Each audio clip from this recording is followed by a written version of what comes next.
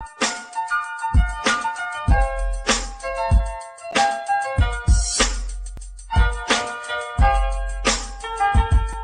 been to hell and back and went back to hell. Been to jail, came home and went back to jail. Made sales, got a job, went back to sales. Still smart enough to know that I ain't actually failed. Progress stagnant cause you ain't following up. One thing.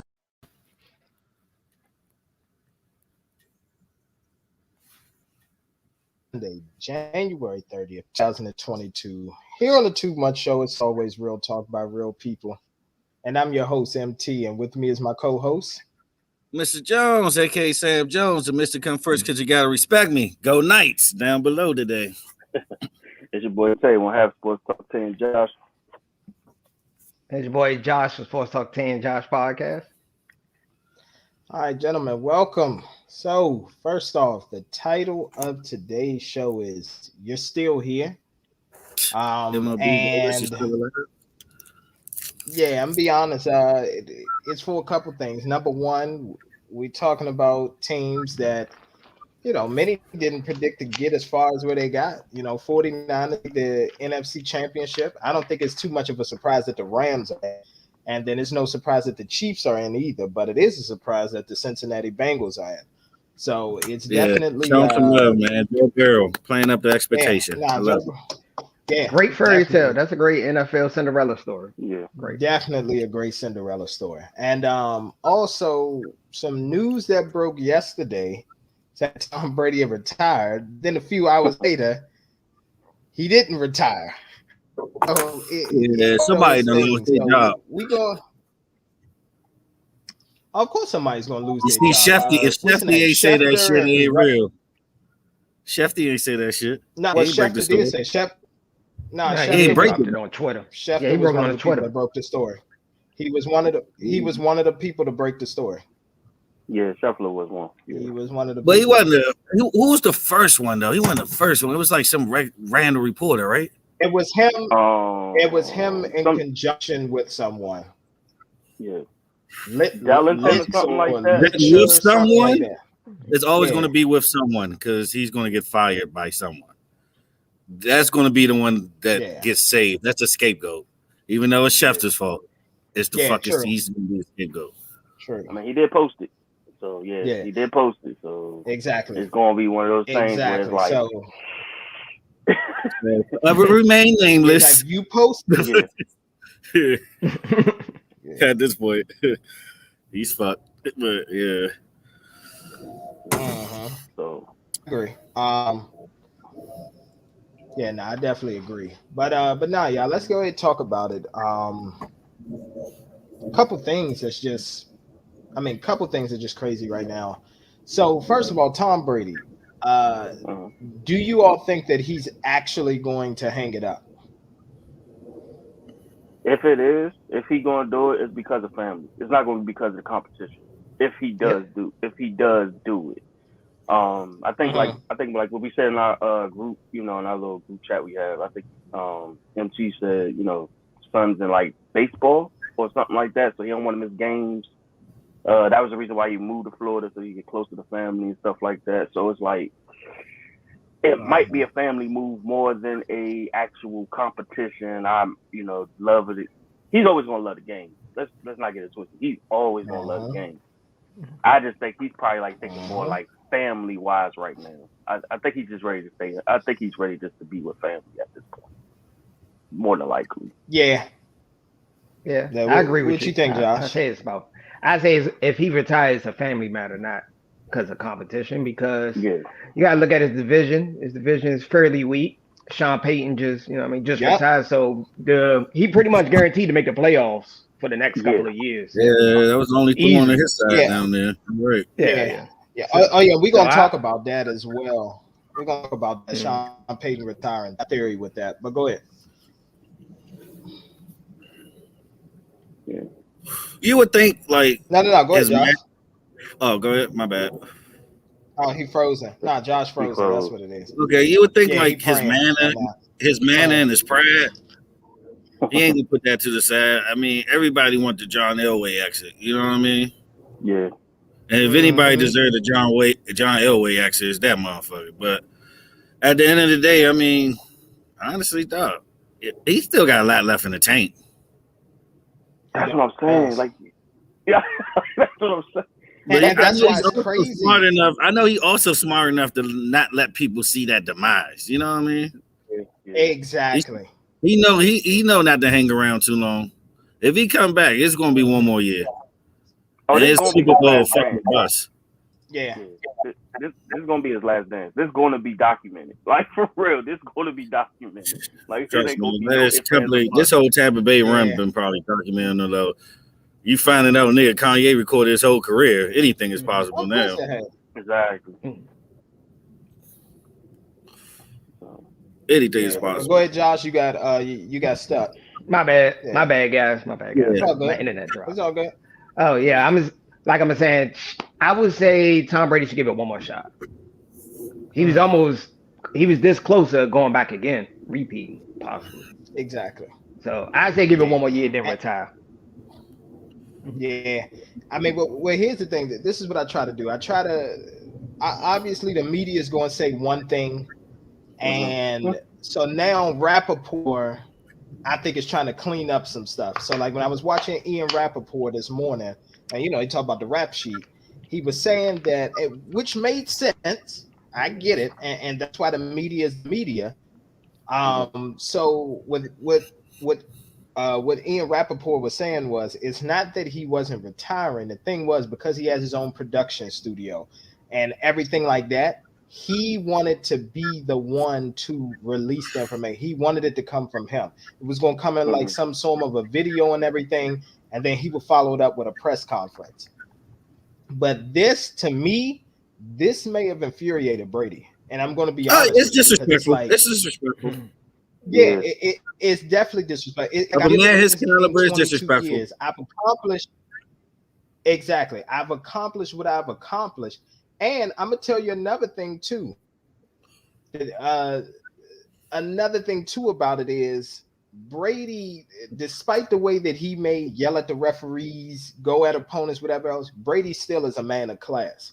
And the reason why I say that is he never wants to be a distraction to the game. He knows that it's very important conference championship games coming up, and the Super Bowl is coming up in a couple weeks. That's why I thought that if we did get the news, at the earliest, it would be like the week after the Super Bowl. I never thought that we would get it on just some random Saturday right before the conference championship games. You know what I'm saying? Like, it was just weird to me when but it's like when it released, I was like, really, Tom? On a Saturday? But nonetheless, but here's the reason why I say he may not be hanging it up. So you look at the Rams game, right? And obviously technically, I guess this would be our GBU, but like you look at the Rams game, and it would have been a difference if the Rams came out and just demolished them. Like if it stayed 27-3 and the Bucs didn't have a chance, I say he definitely would have hung it up, because he would have been like, shit, I ain't got it no more. You know what I'm saying? I just can't figure it out. But the fact that they were able to come back and possibly even force overtime is like classic one of those Brady things where exactly, it was like classic Brady out there, like early Patriots days, and I was just like, I know it reminded me of the 28-3, honestly. And I was sitting there, I was like, because they mentioned it on Fox, and I was like, man, Troy Aikman and them just talking, this shit ain't about to happen. Ain't no comeback about to happen. It kind of about me like. It kind of reminded me like Tiger Woods a couple of years ago. Like, he be about to miss the cut and shit. Then all of a sudden he hit like a -6 or something. You'd be like, oh shit, Tiger back. Yeah. The red shirt on Sunday. And then all of a sudden this nigga just lose that motherfucker. You'd be like, yeah, that is true. But the thing is, this one, Brady has nothing to do with that. That was just a missed assignment by the secondary of the Bucs. That was a bad assignment. And I think they ran cover zero. Kind of dumb too. It was cover no. So here's what happened. It was cover one because you still had the safety back there.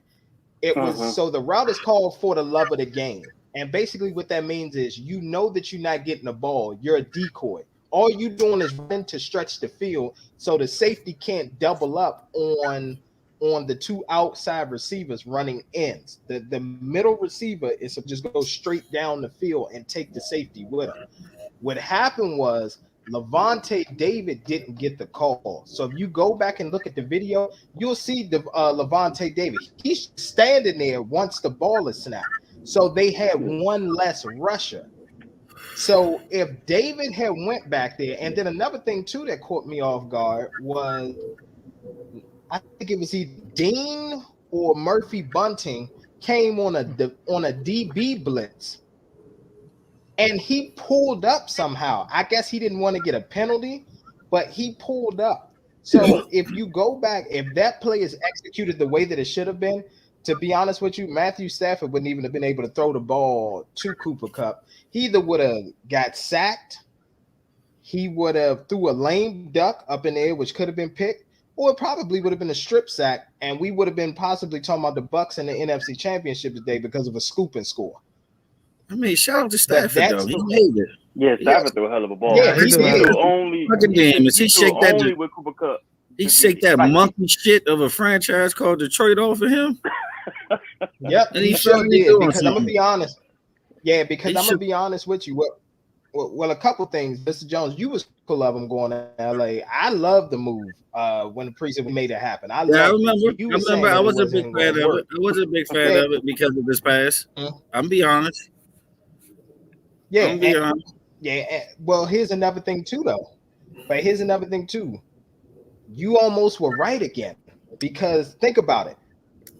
2 weeks ago, they had the 17-point meltdown against the San Francisco 49ers at home in SoFi. Yeah. Then you're gonna have a 20-plus point meltdown again to the Buccaneers. You get what I'm saying? It was one of those where I was like, yo, if Brady pulled this off, like, this is going to be crazy. And let's not forget about that 3-interception game he had in Baltimore, too. 3-interception game in Baltimore. It was another one. Honestly, down the stretch, he was playing horrible. He was getting like multiple INTs a game. Remember, I almost lost my fantasy game against Josh because he stunk it up. Yeah, I did. Yeah, he stunk it up. He definitely stunk it up. Yeah. So he did. But I think if Bucs didn't have the two weapons, like if AB and Godwin was playing, I think the Bucs probably would have won that game. If Godwin was playing, yeah. Even at least Godwin. Yeah. I think they would have won that game. Yeah. Oh, I agree. I 100% agree with you. I agree. And here's the thing. That's what Tom is thinking about in his mind. You get what I'm saying? It's one of those things where it's like, man, I didn't have no AB because of, the sabotage. No Godwin. My center was banged up, and my right tackle, I lost him for game. Fournette just came back off of being on IR for like 4 or 5 weeks. And that was the first time all season that defense played together due to somebody on that staff getting injured. So it definitely makes sense about Levante David said he's not getting a call. So when you factor in all of that and the fact that you still only lost by 3 to the Rams, it's one of those things where Brady is like, if we make the right moves in the all season, we can run this shit back. We could definitely run it back and we can win. And I can leave, like you said, Mr. Jones, John Elway style, hoisting the Lombardi, and I'll announce right on the podium while trophy.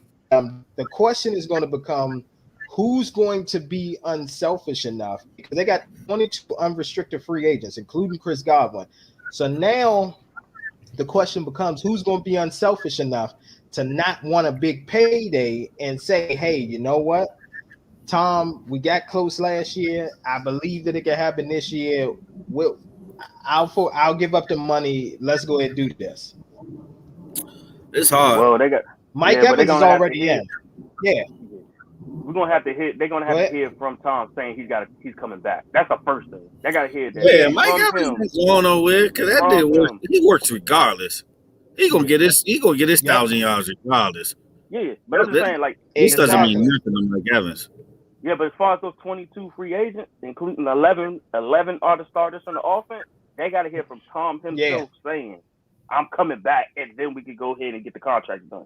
If he ain't coming back, they're leaving. Point blank. Period. Of course, of course. I mean, and here's another thing too. While it seemed weird to me, while the news broke yesterday, just to go back to the actual retirement piece, is Brady, even though he loved Tampa, he's brought a lot to Tampa. Shit, think about it. You had commercials talking about come visit Tampa. Then you got the show on Netflix now, selling Tampa. Selling Tampa, yeah. That show would not have existed if it wasn't now. Let's be real. So I don't know if he's a part of that, if TB12 Productions and all that's a part of it, but let's be real. The Tampa area is a good real estate area because a lot of, if I'm not mistaken, I believe that's like certain part of Tampa, real for real. Like that's certain part of Tampa, I believe, the surrounding cities. I believe that's one of the richest, a lot of retirees go down there. That's where the money is at. A long time ago. The Tampa area, I believe, is the number one for most retirees. Relocate. No. Here's the thing. I'm not saying that it's not. I'm not saying that it's not a great place and all that to retire. But here's the thing: when people talk about Florida, what are the two main cities that you hear? Miami and Orlando. Orlando is a resort city.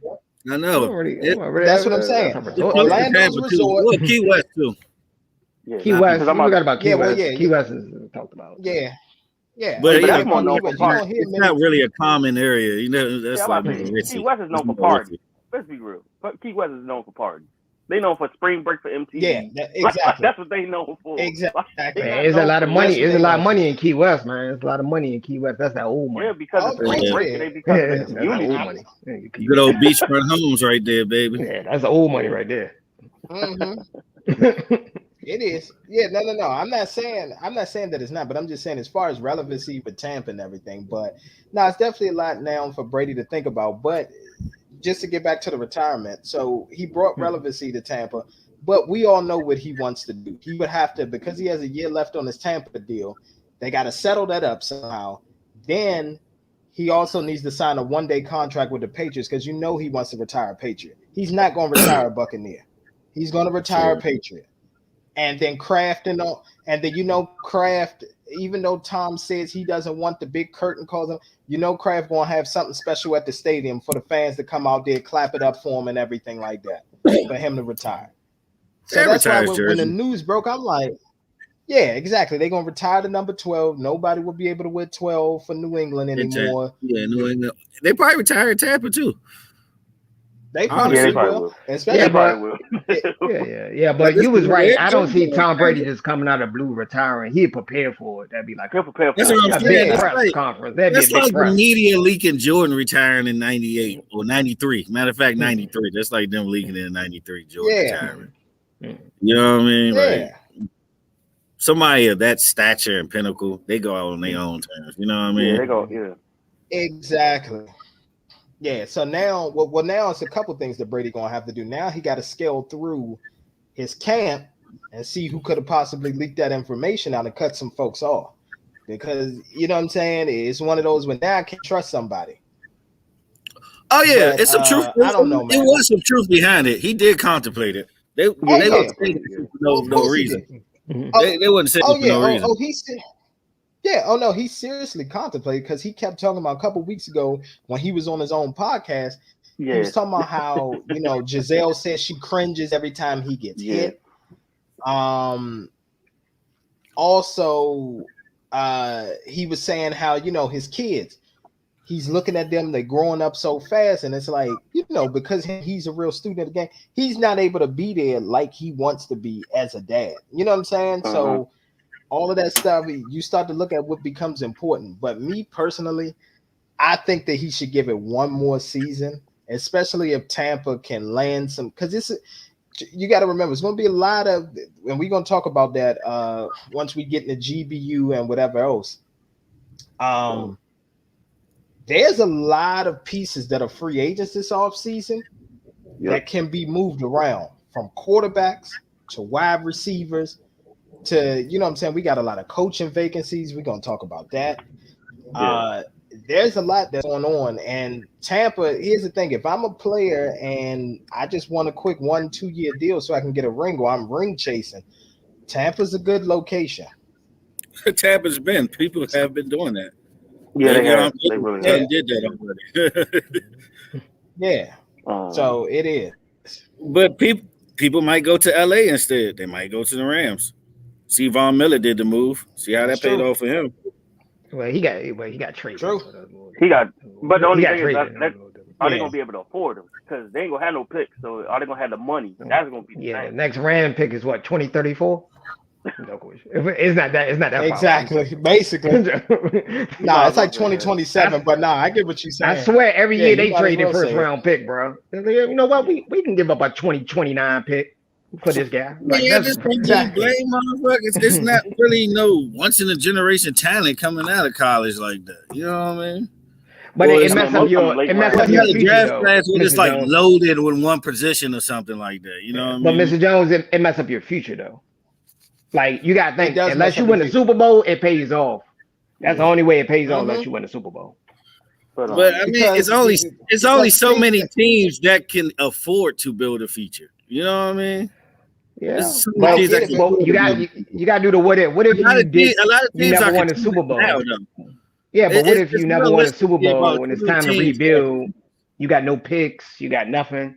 Salary cap at the. That's true. Like, you got to think about that. You got to think long term. Oh, so here we go. So I'm actually glad that you said that, Josh. That's still somebody thunder. No. I'm saying no. I'm saying I'm glad that you said that, because guess what? There's another team right now that's in that predicament. The New Orleans Saints. They're about $60 million over the cap now. Yeah. $60 million over the cap. You don't have a quarterback. They're in shambles right now. That team, they'll be lucky if they win 5 games next season. To be real with you. They do have a quarterback. He just won. I think Jameis is the one for them. James is not that bad. Jameis for the Saints, I think Jameis can do something. I think James can get you. No, James can carry the Saints. He can carry the Saints. He can definitely carry the Saints. It's just give him at least 10. James can give him 10. It's the thing is who's gonna take that job, and with that salary cap. I was about to be the thing. Exactly. That salary cap is holding them back. I'm just gonna say that you beat me to it, but I'm just gonna say Like, who gonna take that job with that salary cap? Like, it's woo. Exactly. Woo. I don't know. Mr. Jones, I don't know. They get a coordinator from a lot of money gonna have to be restructured like everybody else. Lattimore, Cam Jordan. These coaching hiring has been kind of crazy. Nah, the Saints got a nice foundation though. They got a nice foundation. Mike Thomas ain't gonna be there. Michael Thomas ain't gonna be there. No. Well, he hasn't been there. So. He haven't been playing. Yeah, that's what I'm saying. He hasn't been there already. I mean, you can kind of haven't been playing. This nigga out of nowhere. What up, Zeus? Yo. What it do? Man, when you look like you on your lunch break. You know it, baby. You want those guys to take a nap in his car during lunch break? Don't be that guy. That's him. So how you feel about the Tom Brady shit, Zeus? To my understanding, it's not clear yet. But overall, I mean, it's not. I mean, overall, I mean, like I commented earlier, man. They need a movie for next year, man. Old man wins it again. Like, it's going to happen. Like, I don't see it not happening. But only thing that throws me off is they cap space, and then once they make these trades and moves, and everybody leave that team, is like, who they gonna have? Tampa gonna be bad post Tom Brady. Well, they got 11 million. Yeah, post Tom Brady. Yeah, they got 11 million. They're gonna be bad post Tom Brady. Post Tom Brady, they're gonna be back near the bottom. Will be the Josh Freeman era again? I'd say this. I'd say this. It depends. Now I'm gonna be honest. It depends on who they could get to replace Tom. If you could get Jimmy G down there, I think it'd be okay. Didn't Tampa draft a young quarterback? What? Yeah, they got the dude from Florida. I thought they did. They developed him. Tom Brady might see what he worked. Let him play. They never developed. I'm a diehard Florida fan. We never really developed like NFL great quarterbacks. They be great for college, but once they get to the league, they system work well for college, but when they get to pro, we go all the way back to fucking Danny Warfel and see that shit. Yeah, but they ain't worse than Alabama's quarterbacks. Yeah. You right about that. Alabama they had a guy named Alabama. Mac Jones is still out there. Mac Jones was. That's because he in a perfect situation. Now, if he would have went to the Jets, you think we would still talk about Mac Jones? Tua is not that bad either. But Tua ain't gonna develop the shit. Yeah, Tua is not that bad. And he's not that bad. He's solid. He's injury prone. Don't do that. Yeah, he'll be on his way out soon. Think so? Miami early. Yeah, Miami about to get rid of him. Mm-hmm. It's the owner, bro. The owner don't want Tua. The owner don't want him. He's gonna be gone. I the owner didn't want him. He wanted him over Justin Herbert. The moment the Texans say yes, I'll give up to Sean Watson. I would have did that. I would did that in a heartbeat when they did that trade. I was like, man, you can't even blink twice. You can't even let them rethink that. Take that trade. Yeah, shit's crazy. Dog, Travis Kelce got him one, bro. Travis Kelce got him one, bro. He do. Y'all seen his fiance? That nigga winning, bro. Even if he loses, he winning. He said even if he loses, he winning. I'm gonna tell you that right now, bro. Nah, but most of those NFL stars, winning, bro. They be having baddies on their arm, though. Most of them be having baddies on their arm. Even the backup had the baddies. I ain't gonna stereotype it and put it in the box, but yeah. She got a certain look. She got a certain look that's common though, for that type of play, for that type of individual. Oh yeah, of course she does. I mean, come on now. Oh, of course she does. That's Brandy Rose of football, Jay. Yeah. She like Brandy Rose, Jay. You know what I mean? You feel what I'm saying? You know what I mean? Yeah. They like the little brown sugar. That's the brown sugar they dip in. You know what I mean? Yeah, but MC, most of the NFL they got baddies unless that's their day one. But most of them got baddies. Not in the NFL. A lot of people in the NFL are day ones. It's a lot of day ones in the NFL. It is because they got a lot of day ones. They normally marry the chick that's with them before. They ain't like the NBA. NBA they be bouncing around Instagram and Twitter and shit. You know what I'm saying? You got backup point guards sliding in Instagram and the Kardashians. Nah, they multi-league. You gotta remember they had Kardashians don't mess with you till you make a. I was your Miles Austins, your Reggie Bush. They had their grip on the NFL as well. If you don't make an All-Star game, the Kardashians not looking your way. That's word on the street. They've been everywhere for boxing. They've been everywhere for boxing. This chick have a player in all 4 of the Western Conference semifinals. She dated somebody from each of the teams that year. Hey, man, those NBA players be tricking hard, bro. They do. They be tricking uber hard. Like they are the Simpsons. Yeah, they are the Simpsons. If I had to pick the sports with the biggest sense, got to be the NBA. Got to be it's not even close. Not even close, Josh. It's like having like an in-house pet. Like, you just hit a chick up. You just hit a chick Instagram. They're like, oh, she a baddie. Just send her a link. Hey, man, I'll fly you out to LA real quick. Your homeboy. Hey, son, I know they had you on the tag boys. Hey, what's good? What Shorty throw hitting on? That Joe A1. I bet. Hey, now I'm gonna hit up Shorty. Hey, what you need? We ain't gonna talk about a lot of the same Instagram models smashing the same play on the teams. We ain't gonna talk about that. A lot of Eskimo brothers. A lot of guys are sharing the same chick. The NBA locker room is like the audition for the chick. Shorty bad. I'll give you her number if you want to talk to her. Like that's pretty much how it is. That's the audition. That's the audition right there. The locker room is the audition. Hey, Sharon is Karen in the NBA. Sharon is Karen in the NBA. Hell yeah. Like, exactly. Hey, I mean, they do got a drink called NBA Community. Hey, man, Shorty got some fire pussy and she make a bomb egg sandwich in the morning. You might need that. Yeah, bro. Her pancakes is on point in the morning, bro. Exactly. NBA so bad they give like take care packages at the groupies leave. Like, here you go, I got you some nice body wash. Exactly. You know what I mean? Hey, they always Uber on me. Uber on me. You know this your last week. I'm gonna give you a referral to my mans. You know what I'm saying? Hey, you know the NBA say it all the time. The NBA is a community. You know what I'm saying? They all for the community. Exactly. It is. Somebody can help these chicks go through college. Real quick, why not the NBA players? Man, all I know, I'm just trying to get Kevin Federline. Okay, I'm just trying to fall in the right chick hands so that way they can't beat. Oh no, hey, bro, you meet a woman like on Oprah status, you gotta break her spine, bro. You can't nowhere. You got A+ game that joint. Like, oh man. I'm surprised your man. Hey, but so look, real quick, Oprah. I'm surprised he ain't Bill Cosby. Oprah. I swear to God, and she would have. Stedman? You know? Stedman? Are you talking about Stedman? Stedman reckless, bro. I would have knocked her up. Sorry, Stedman. I would have knocked her up. Oprah, I would have knocked her up. I wouldn't even think about you. I got 1 billion reasons not to wear a condom. Hey man, look, I'm gonna pay you this bread, young. Look, untie them tubes, cuz that's all I need you to do. Put this extraction in for me. Got you. Thanks. We all gonna get paid. We good. Yeah. We eating. They not really married, bro. They just lifelong partners, right? Yeah, they never got married. Let me stop. They live in the other house. He live in the guest house. He live in the guest house. He gotta go away when company come over. He gotta stay in his guest room when company come over. Nah, he does. Guest house. Gil was in the bedroom, but not Stedman. Speaking of men, that actually fumbled the bag. Yeah, Oprah was fucking with Gil. Wendy Williams has another story. Bag.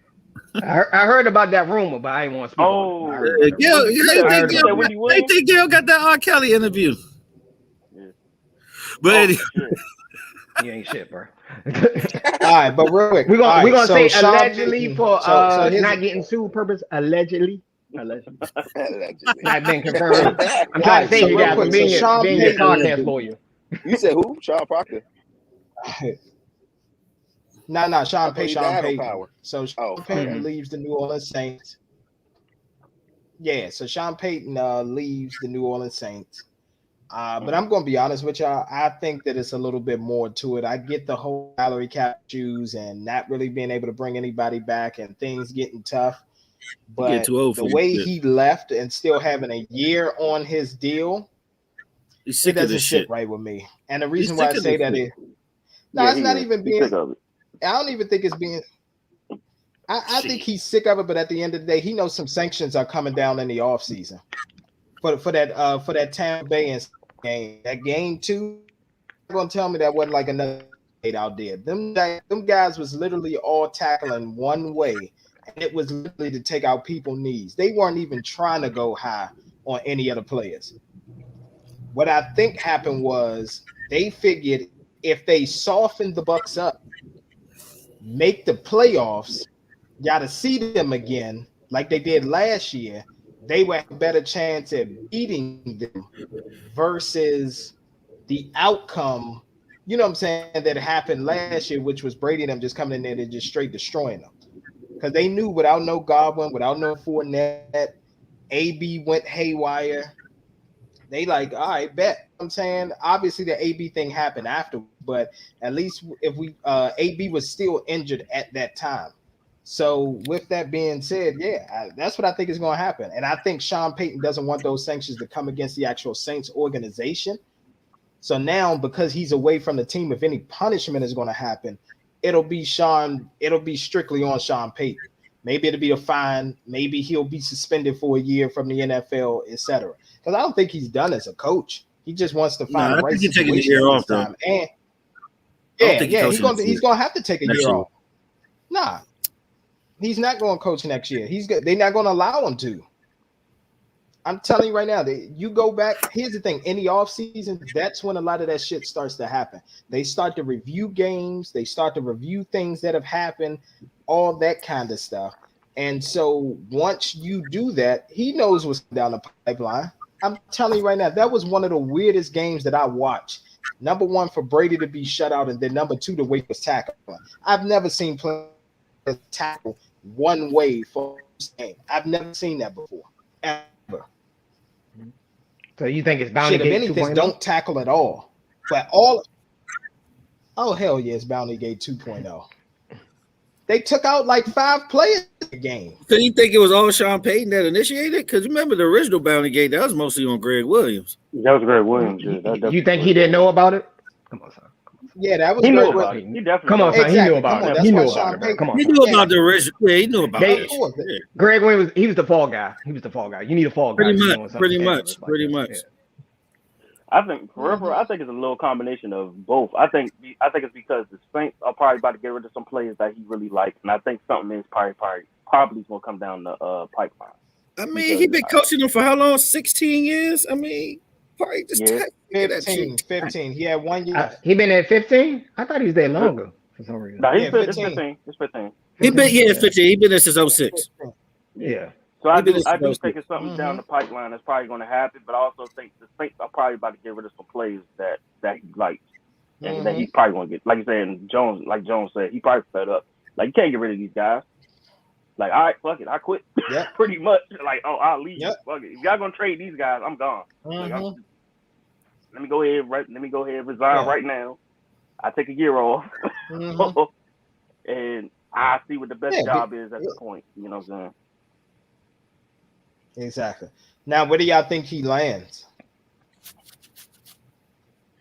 Zeus, what do you think he lands? And it ain't gonna be the Washington Commanders, but go ahead.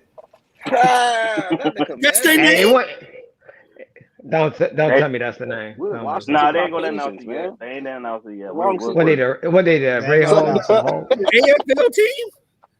What in the mascot name is they about to give them? Yes. I ain't calling y'all no goddamn Commanders.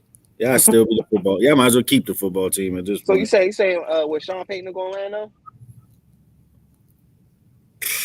Yeah. Where do you think Sean Payton is going to land? Guys, because if he said a year out, we don't know what team's going to be next year available. Exactly, we don't know. We got to think of who's on the hot seat. We got to think of who's on the hot seat. I say like New York. From your I'm about to say the Giants.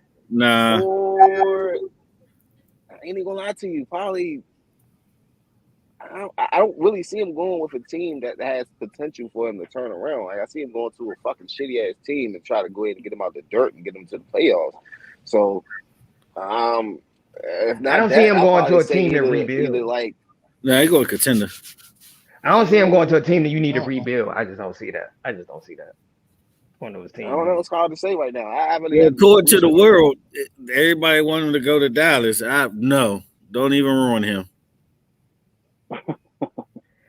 What do you mean? Don't run? Wait, whoa. Hold on. Stop. First of all, what are you talking about? Doing? What the fuck has he accomplished? No. Hold on. I'm sorry. What has he accomplished that McCarthy hasn't, Mr. Jones? I'm confused. He got multiple Super Bowl. Who the fuck was the Saints before he came there? What has he done with the Saints since they've been there? You have to give more credit doing the Saints more than the Packers. He turned that whole city around. You gotta give him a little bit more credit. City around. You gotta give him more credit. Breeze turned that whole city around. They haven't had post Katrina. You gotta bring in Katrina. They wasn't relevant at all until he came there. At all.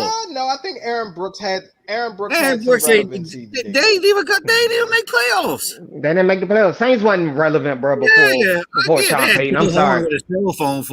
Sean Payton they wasted that team. Yeah, truthfully, he did take a chance on Drew Brees too. He really made Bill of Drew Brees. Like, that's what I'm saying. That's what I'm saying. That's when he really prospered. Yeah, McCarthy ain't do shit. Like, the Packers is relevant. The Packers are still contenders when McCarthy took over. The Saints made the playoffs in 2002. They won in 7, so they did. Aaron Brooks took them to the playoffs. And lost first game. I'm just saying. And lost. But they wasn't the Saints. You got to bring the history of the Saints. They wasn't relevant, bro. Irrelevant for the longest. They wasn't relevant. Before Sean Payton, really. Sean Payton made them consistently like a playoff team. At the least. You got to look at the history. Great. I get Sean Payton slight edge over McCarthy. Okay, so they were consistent. A huge edge. I'm sorry. Mike McCarthy. I'm going to give him a huge edge. That was still Mike Holmgren's team, okay? He took Mike Holmgren's team and did something with it. It was still Mike Holmgren's team. Okay, and guess what? And guess what? Shit when Sean Payton came.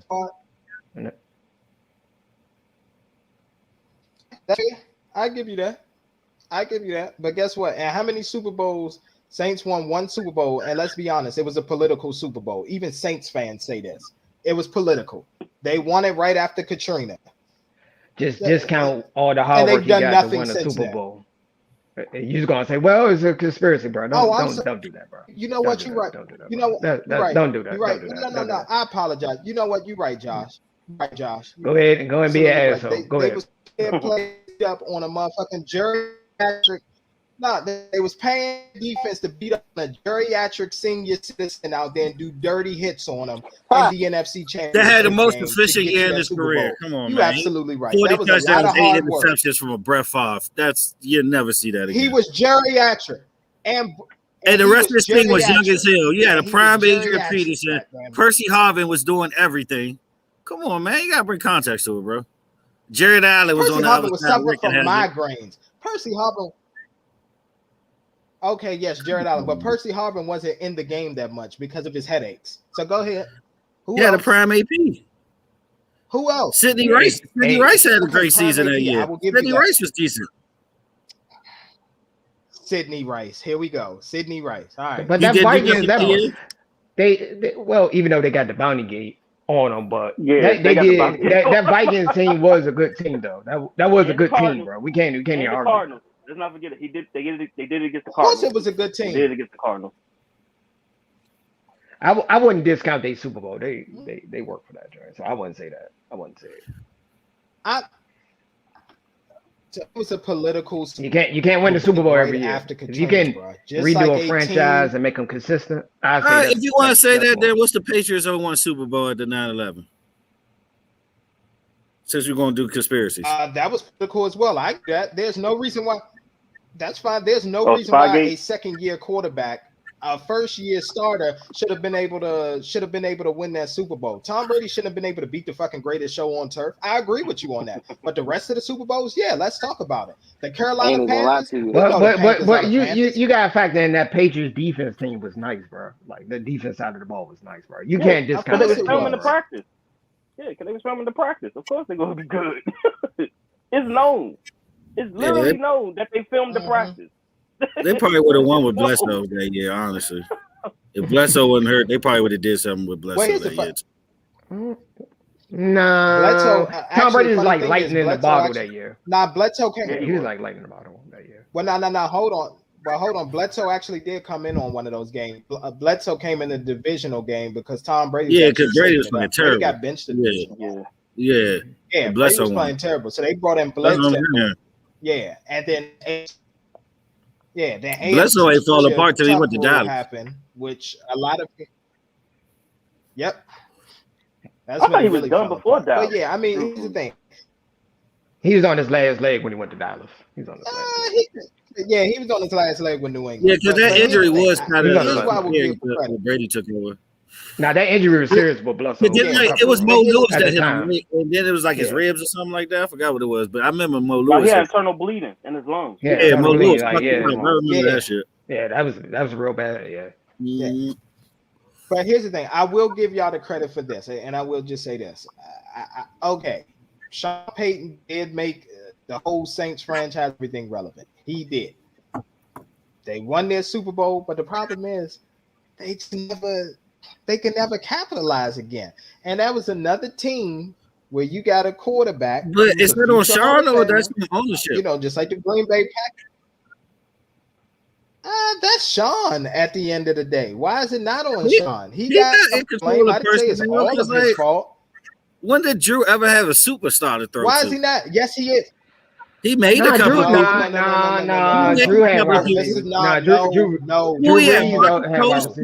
He had Michael Thomas and Marcus Colston. That's it. They had a nice wide receiver. Their defense was consistently wasn't that great. Jimmy Graham was decent.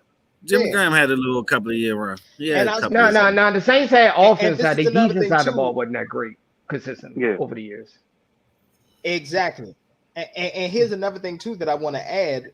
So because Sean was so focused on the offense, Sean had control of the personnel offense. He did. Sean had that control. That's why he didn't want to stay in Dallas, because Jerry wanted to control everything. He wanted to control who they was going to trade for. Jerry wouldn't let him coach. All of that kind of stuff. He had exactly. No, what Jerry fucked up at is he hired Wade Phillips. He hired Wade Phillips, but it should have been Sean's job right then and there. Yeah. I agree with you. Exactly. Exactly. Yeah, he was ready. It was just like any given Sunday. That coordinator, he was ready. He got Wade Phillips. He was like, let me get the fuck about it. And plus, you got to factor in the Saints wasn't that good on the road, especially in playoffs. Like if they had to go to Seattle, they was terrible. That's just how it was. They go to Green Bay, they wouldn't know. Yeah. Everybody the was terrible. More offensive focused, in my opinion, than they wasn't balanced. That's the reason they didn't win more. No. That's the reason they didn't win more. Of course. Yeah, there wasn't balance, and they never really had like a consistent running game either. Like I said, they wasted Deuce McAllister. I mean, Deuce McAllister, but then Reggie Bush had a couple 1,000-yard seasons with them. And remember, Reggie Bush was. Did he have with the Saints with Miami? Did he even get 1,000 yards in the Saints? I thought it was Miami. I think he had 1,000. Yeah, he had 1,000 yards one year. Yeah, one. I think it was one. I think it was one. One in the Saints and one in Miami, if I'm not mistaken. Yep. Pretty much. Because everybody thought he was done when he went to Miami. So that's how that was. I agree. You know what I'm saying? Exactly. So. All right. So here we go. Let's talk about it. Big Ben, he called it quits. I think it was. He went on his own terms. That season that he had. He definitely did. Yeah, he went on his own terms. So that's how you know Brady's bullshit because he went on. Even though the media gave him a little push to get out the door, he did. He's supposed to leave 3 years ago. I'm glad he left now, though. He's supposed to leave like 2-3 years ago. Honestly, he did split carries with Ingram. Mm-hmm. Go ahead. Yeah. Hold on, Mr. Jones. Actually, I disagree about Big Ben supposed to leave like 3 years ago. The reason why I say that is because last season he actually finished with 33 touchdowns and 10 picks. So and how many red zones picked? How many? 8 of them was red zone picks. 8 of them was in the red zone, bro. That wasn't the year. That wasn't the year. It was the year that AB left. That would have. That they were red zone picks. Last year, the year before, he threw hella red zone picks, bro. Yeah, he did. He did though. Yeah, he did. I ain't gonna say. Juju ain't the man. All right. Yeah, Juju ain't the man. Now that's what AB was right about. All right. Juju so question. All right. So quick question. Yeah. All right, so question. First of all, I think we're all unanimous on this, right? He's a first ballot Hall of Famer. Yeah, he's a Hall of Famer. First ballot. Yeah. He's first ballot. No question. First ballot. First ballot. MLB. He's first ballot. He's first ballot. He's first ballot. No question. All right. He's first ballot. All right. He's first no ballot. question. Okay. All right. Now, secondly, where does he rank in your all-time QB list? Maybe top 15. Top 15. Top 15. He's outside looking at it. He's not top 10. We're doing post-merger now. Are you doing top 10 like in the last 20 to 20 years or something like that? Are you doing something like that? No, we're doing post-merger, period. Post-merger, top 15. He's top 15. He's top 5 then. But here's the thing. He is top. So if he's top 5 in all major categories for QBs, I'm just trying to figure out how he's not even in y'all's top 10. And who are the 10 that you have over him? Montana, Brady, Dan Marino. I know that this is number. Peyton is better. I put Peyton over him. I'll put Peyton. I can't go Marino over him. If he's top 10, if he's top 10, he got to be 10, 9, 10. He's no higher than. If he's top 10, he got to be 9. He's low. He's lower 10. If you won't put 10. He's outside looking in barely. If I was going because like I don't give people. He might be 9, 10. Terry Bradshaw's of the world and all that. I don't give him. Yeah, that's what I'm saying. Like, are we going? Roger, I don't know if he's better than Roger. I'm thinking about actual. But hold on, wait. But I'm thinking like actual play of quarterback. Hold on, listen. Hey, but star back over Ben. All right, well, here's the thing. But hold on. To say this. The reason exactly named 4 QBs. That's right, Brandon. But anyway, the reason why I'm going to tell you why I have him. No, we was going to keep going. I just gave one. I just named like 5. Roger Staubach was better. Drew Brees might be better. And what aspect about it? Yep, Brees is a hell of an argument. You can make an argument for Big Ben versus Drew Brees. Actually, you can make an argument. Yeah, that's an argument. You can make an argument for that. It's an argument.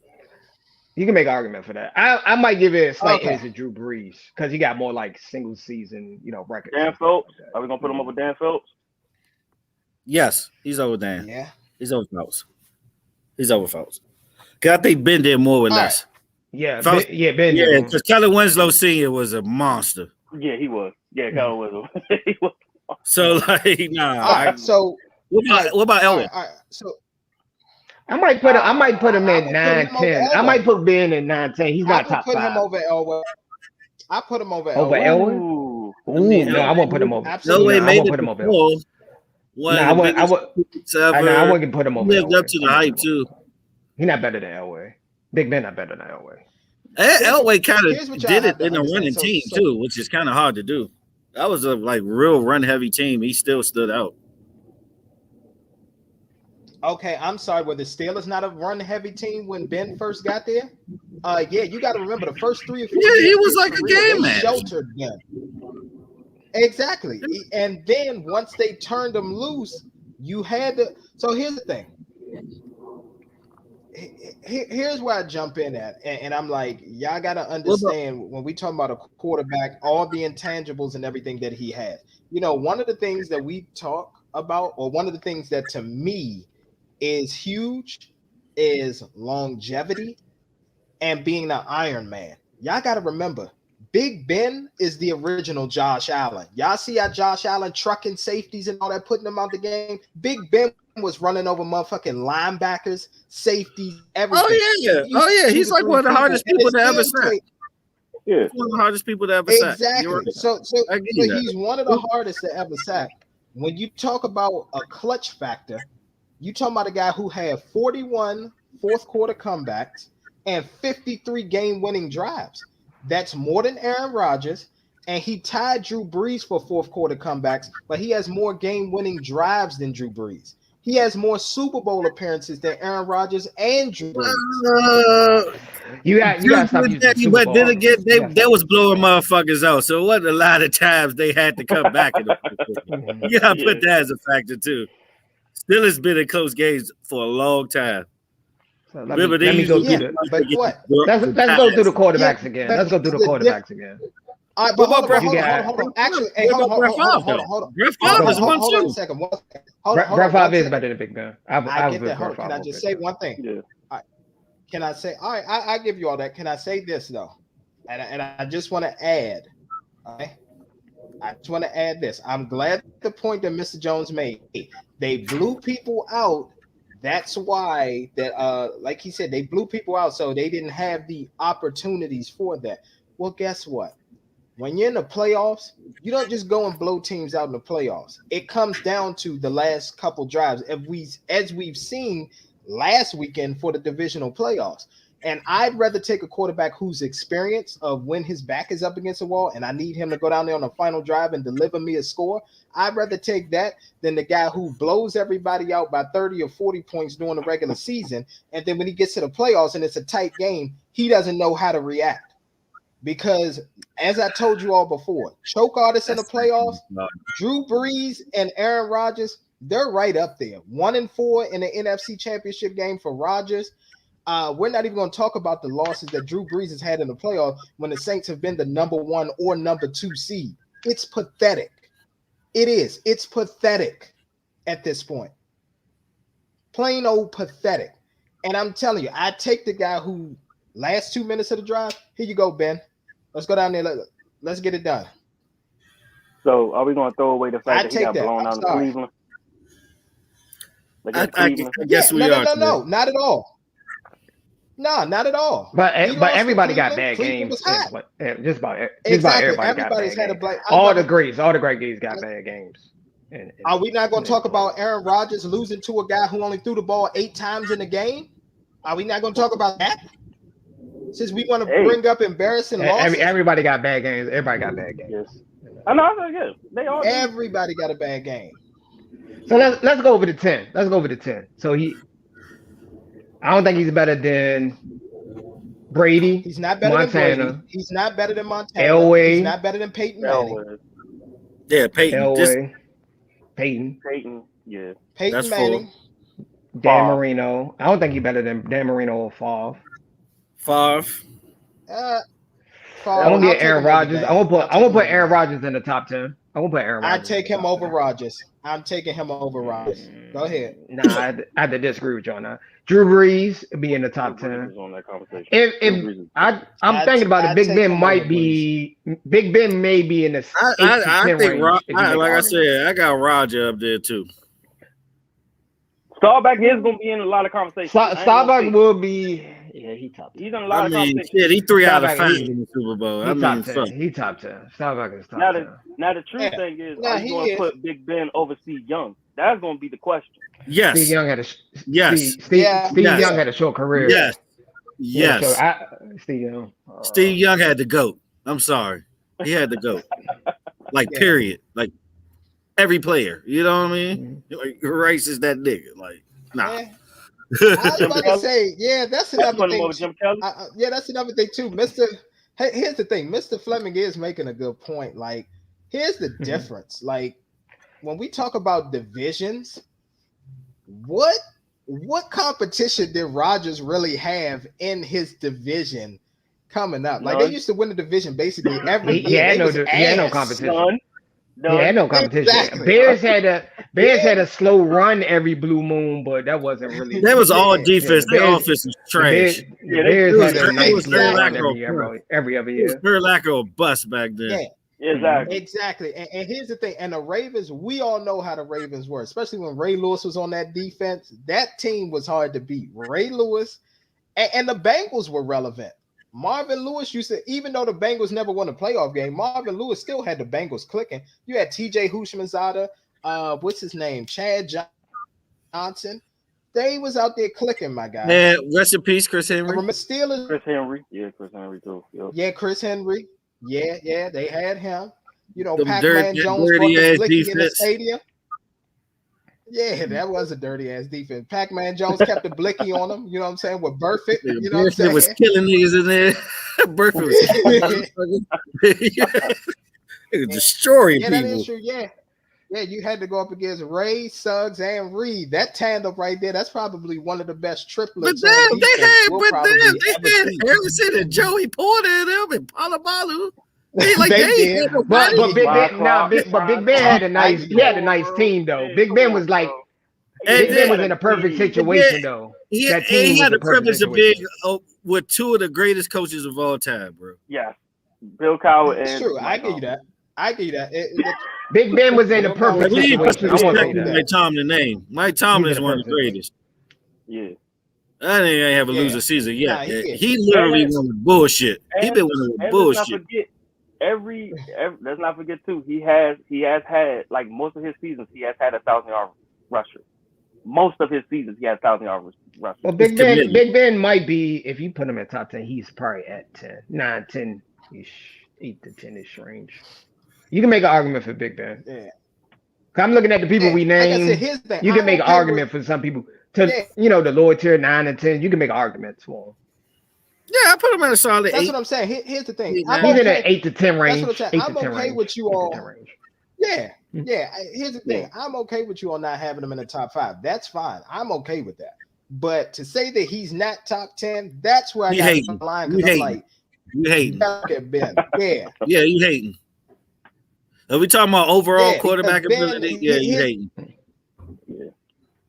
Yeah, because like I said, I used to love watching Ben, bro, just run people over, bro. Like, he was running. I just wish he had played the past 2 seasons. Because I ain't gonna lie, the past 2 seasons kind of tarnished him a little bit. Truthfully, he might be top 5 if he didn't get those cases. If he didn't get those cases, he might be top 5. Like, media wise.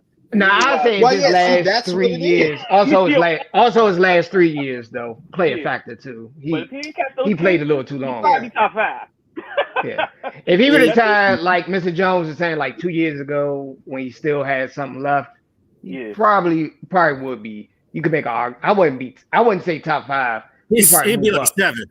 He'd be like 6 or 7. He'd move up like a slot. Mr. Fleming. He has to stop with this. Listen, is that his top 5? Yeah, throw that whole list away, bro. Just go ahead and throw that. Where's Mac Jones this year? What have Mac Jones done, bro? Where is he at this year? Now hold on, whoa. Nah, we're not gonna top disrespect five the kid. ever. Like they didn't He's win not top Top five this ever? year. Oh yeah. That's what he just said. He ain't Of one top season? five this year. One season? Not this That year. must be one hell of a season if you top five out of one season. He You might had to have work every top record. 10, top 15 this year, but he's not top 5 this year. Top five this Come year. on, man. Come on, man. Yeah. All right, y'all. So real quick, let's talk about all right, so we basically already got the Rams game out of the way for GBU. Let's talk about last weekend hold on, as we get to the pick'ems. Let's go ahead and talk about that Bills and Chiefs game, man. Let's talk about it. Obviously one of the best games, period. Tell me, gentlemen, how did y'all feel about That's it? the best playoff game I ever seen, bro. That's like probably the best playoff game I ever seen. Yeah, the best playoff. I want to say it. Wow. Yeah, that's the best, bro. Yes, that's the best one. I ain't gonna say the Tampa Rams game was good too. With the comeback, if it would have been a comeback, that might have been one of the greatest comebacks ever in playoffs. All right, like one of the best. Well, he already did the greatest comeback ever in playoffs, 28-3. Oh no, that's the best. That's the best. That's probably the best defensive comeback of all time. Of all time. Of all time. Number 2 with the Bills. Now, can we all agree saying that was literally that weekend was the best weekend of divisional round football ever? Ever. I will give in recent memory. I would say in recent memory, yes. What's a game second to it? You can think of. I can't even remember none. On the top of my head, I can't. That's why I said recent memory. I can't on the top of my head. I had to do some research. Well, actually, here's the thing. Because I'm pretty sure it's one in the early 90s that was pretty solid, but not right now. Oh, it definitely was. Here's the thing. I give y'all one. This is good shit. That Bucks and Rams game, that was good divisional round. Also, another one, even though the Cowboys lost, that one at Jerry World against the Packers, where Aaron Rodgers had to go down there with like 40 seconds left. That was a good divisional round. You talking about Michael Jackson? The Michael Jackson catch? Oh, the Michael Jackson catch. Yeah. Oh, we talking about the catch that didn't happen, but they said it happened later. The Dez joint. That one broke my heart. That was a good. If any year we were supposed to win the Super Bowl, it was that year. I thought that was our year right there with Dez and Romo. Romo was in this. All right, hold on real quick before I bring up. That was a great Romo that year. Go ahead. So was it good football or the most exciting? Good question. I'm going to be most honest, excited. It was the most exciting. It was the most exciting. It wasn't good. Because it went down to the wire. It went down to the wire. Yeah, it was garbage. Especially on the defensive side. On the defensive side, it was pretty trash. Yes, it was no defense. There was no defense. It was a shootout. Basically, you could tell Honey Badger wasn't on the field. Exactly. And here's another thing too. Where I want to call people out. People sit up here. They got, of course, it's social media, it's the memes and everything. Patrick Mahomes went down there with 13 seconds left, and he was able to get his team in field goal range to go over. Dak did a QB sneak and lost his team. Patrick Mahomes and them had 3 timeouts, so that opened up their play calling as far as what they were able to do. Granted, stupid play by the Cowboys, but Dak should have pulled up a lot sooner so they could clock the ball. But as far as that throw it to the rest of them and place it. True. He could have given it to the ref. The ref would have probably gave him time back. He would have gave him the time back probably. Yeah, he would have. Yeah, you're right. Yeah, if he had found him and threw it to him and got everybody lined up, they would have gave him the time back and said, "Hey, put 3 seconds on the clock, and then on my call, on my whistle, on the clock." Exactly. We don't want to talk about that bullshit again. You're right. All right, let's continue. All right. So next, the overtime rule. People keep complaining. Oh, each team deserves a possession on matter. I don't think it needs to change. I don't need to change. Just because one time it happened one time, we enjoyed the game. Take that's what they say. Tay, you differ? Go for it, man. Say it with your chest. Because the only reason I said they got to change that rule, bro, you got to give another team a chance to at least tie the game, bro. You can't just end that joint off with a touchdown. Hey, tell Bills Mafia to play better defense. Yep. That too. They did. I was about to say, here's the thing, Tay. Because a field goal don't end it. Go ahead, Ty. Yeah, I'm not saying field goal don't end it. Field but goal at the same doesn't time, end it. But if you look at all the major sports, all of them have an overtime rule where they're literally a team to win pretty much at the end of time, at the end of the time period. NFL is the only one you score once, that's it. No. Yeah, it is. Soccer is sudden death. But they got penalty kicks. Hockey in the playoff is sudden death. But soccer, they do got penalty kicks though. They got penalty kicks and they got shootout. Hockey do a draw. And hockey do a draw until it's the playoffs. The playoffs, they run that bitch to 5 over 6 over. No, actually they do shootouts this year. They do shootouts this year. Dice just won last night off a shootout. So you the number one sport in the world, but you let your game determine on a coin toss. I mean, baseball. Josh Allen could have said heads, but he didn't. But it's just like baseball, though. I mean, no. Hey, Josh Allen should have said heads. Yeah, but baseball, you go 13, 14 innings. But the thing also with baseball too, if you're not on the bottom of the end, you still got to defend. If you play on the top of the end, defend. Yeah, you still got. That's more unfair than what they're doing in football. At least if you stop it to a field goal, you got a chance. If your defense fuck up, that's on y'all. I like the rule. I think it's the best rule it could be. I like it too. I think it's the best rule as well. Plus, that would been another overtime forces shootout. People to play ball under pressure, especially the defense. It forces them to play ball under pressure. Exactly. It makes the coin toss important. Yeah, but not to have the other team get opportunity to even tie. No. So you want to fight forever? You want to fight forever? Because that's what they're going to do. Here's the thing. Would it be on the second score round? Right back. The second score. You wanted to be 84 to 78. That's what you want. NFL don't want to pay that light bill. They trying to send everybody home. What are you talking about, bro? Exactly. They got halftime show to pay for. They got a halftime show to pay for, and here's another thing too. Technically, Tay, if you look at one of the games where it actually was successful, look at the last game of the season between the Chargers and Raiders. Both teams' defense held up. Both teams held each other to field goals. And then the Raiders were going to let the time run out to let the Chargers come in. But Dum called the timeout. So with that being, he definitely should have. But so with that being said, I agree with Mr. Jones and Josh. Like, you got to play defense. It can't be like college where we just sit up here. We got 4 or 5 overtimes, and then finally the game finally ends because somebody got tired and dropped the ball and they couldn't converge on a 4th down or something because they was too exhausted. Yeah. I'm good with. Well, Josh Allen could have said heads. He could have said heads.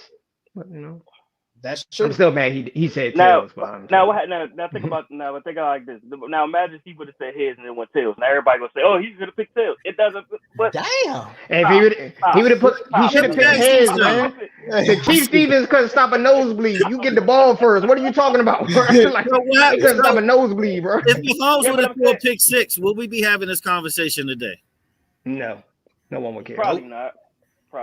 I still probably say they should still have the teams should have enough opportunity to tie the game. So what you think they should just do an extra quarter? You think they should just do a whole quarter? No. Hey, like a 3-minute quarter, a 4-minute quarter or something, overtime? No, guess what? Hey, guess what? No, I got something that'll end this. Y'all. And then we go and get to the pick'ems. So, Tay, so in 2019, there's a team by the name of the Kansas City Chiefs that in the offseason, in the owners meeting, hey, we need to change the overtime rules again. Each team needs a possession. Now, other owners disagreed, but you know what owner vehemently disagreed? The Bills owner. The Bills. I'm about to say he said nope because they won. They're good right where they're at. Yep. And guess what? And now that we fast forward to this year, came back and bit you in the ass. Sorry. It could have been. It could have possibly been changed, but y'all told. Yeah, it could have been changed. Yeah. Ain't the owner saying this. The fans saying that shit anyway. The owner ain't say that shit. He know he fucked himself. No, the owner did fuck himself. He fucked himself big time. Like you said, he could have changed that shit. He was the vote. Yeah, he was the vote. He was the vote. He could have changed it. Yeah, he was the vote. So guess what? Like you said, you didn't want to, man. You got to deal with the outcomes. Yeah. All right, so I think just now let's do the pick'ems. I think last week. Yeah, I think last week. Who won last week? I think it was either Tay or Josh. I had another. It was a tie. It was a tie. It was a tie. It was a tie. Yeah, it was a tie. We if I ain't picked the Cardinals, I would have won. Yeah, because I think. I mean, the week before. Yeah, the week before. Yeah, because I literally got 1 point. I picked Rams to cover the spread, and I picked the 49ers to cover the spread, and both of them ended up winning. But I only got half points because I picked the spreads and not the actual winners. And then, did I pick the Chiefs? I picked the Chiefs. I think I picked the Chiefs, so I might got 2 points. I don't know. Yeah, I picked Bills. You picked Bills. If I ain't picked Bills, I would probably. Yeah. It was looking like actually, you know what? No, I went with the Bills last week. I did. I did. I went with the Chiefs. I said it was going to be the Bills that won. Yeah, you went Chiefs. So yeah, it's that. Yeah. All right.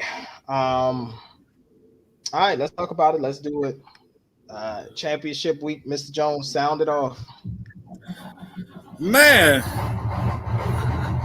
after we get this big ass bus out the way, you do the first one. You would start the fucking truck up right here. Come on, Warren. What are they doing, man? What are you getting? Truck delivery for inventory for your store? Bro? That sounds like a massive truck. Nah, we live by the screwdriver. We down parked by the house. Oh, okay. All right, so you got the Cincinnati Bengals headed to Arrowhead to take on the Kansas City Chiefs. Chiefs are favored by 7 points. This is at 3 p.m. Eastern time on CBS. It'll be at noon out there in Vegas. Tay, Josh, who do you all have? Mahomes going to the Super Bowl. I want to take the risk and go with the Bengals, but I want to say the Chiefs. I'm going to play it safe. I want to say the Chiefs. This might be a hell of a game, too, though. It'd be a good Cinderella story if the Bengals make it to the Super Bowl. I'm taking the risk for you. Let's go, Cincinnati. Okay. Let's go ahead and smoke on the Cuban after this. Okay. So Joe Burrow's going. All right, so that's over cool. Under. Joe Burrow gets sacked 5 times or more. Over under. Under. Chiefs defense. It'll be trash. Yeah, Chiefs defense is they is trash. But yeah. Now over under Chase get 125 yards receiving. Who? It'll be under. Jamar Chase. Chase. He might get that. Jamar Chase. It'll be under. Nah, because this is a special promo. It's a special promo on DraftKings right now. Already not gonna get it. He gonna get like 105, 110. He gonna piss people off. It's a special promo on there. If he gets 125 plus more, it's like an odds boost. He ain't getting that. He'll get over 100 though. I got him getting like 110 just to piss people off.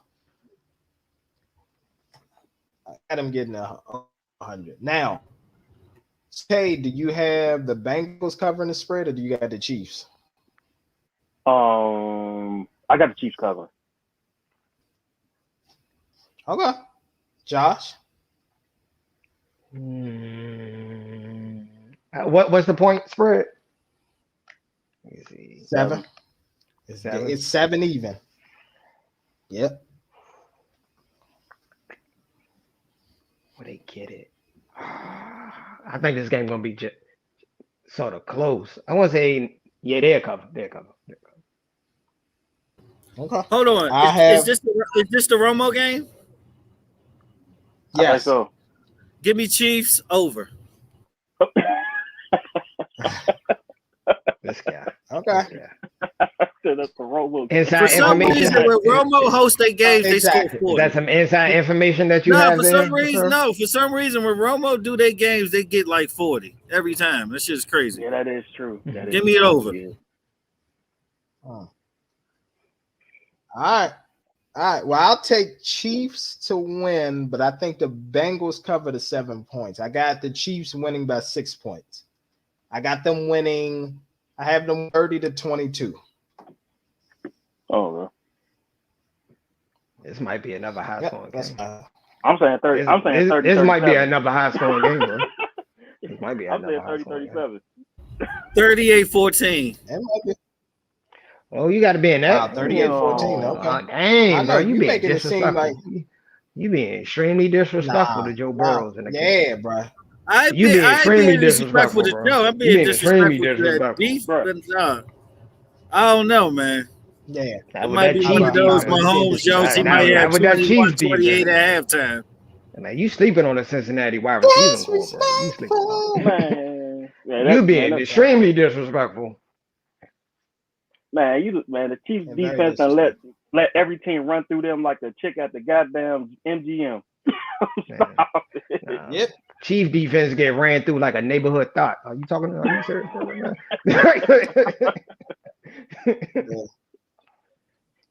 Yeah. All right. And then Mr. Jones, go ahead sound off for the 6 o'clock game, sir. San Fran versus LAR. You said it. Live on Fox. Aikman got the game right here. Is Aikman going to trash it over or under? But nah, real talk though. The spread is 3.5 points, so this is a mighty close one. So who y'all got? I got Rams, and I got the.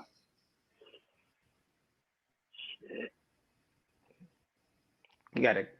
Was it 3? Damn, 3.5.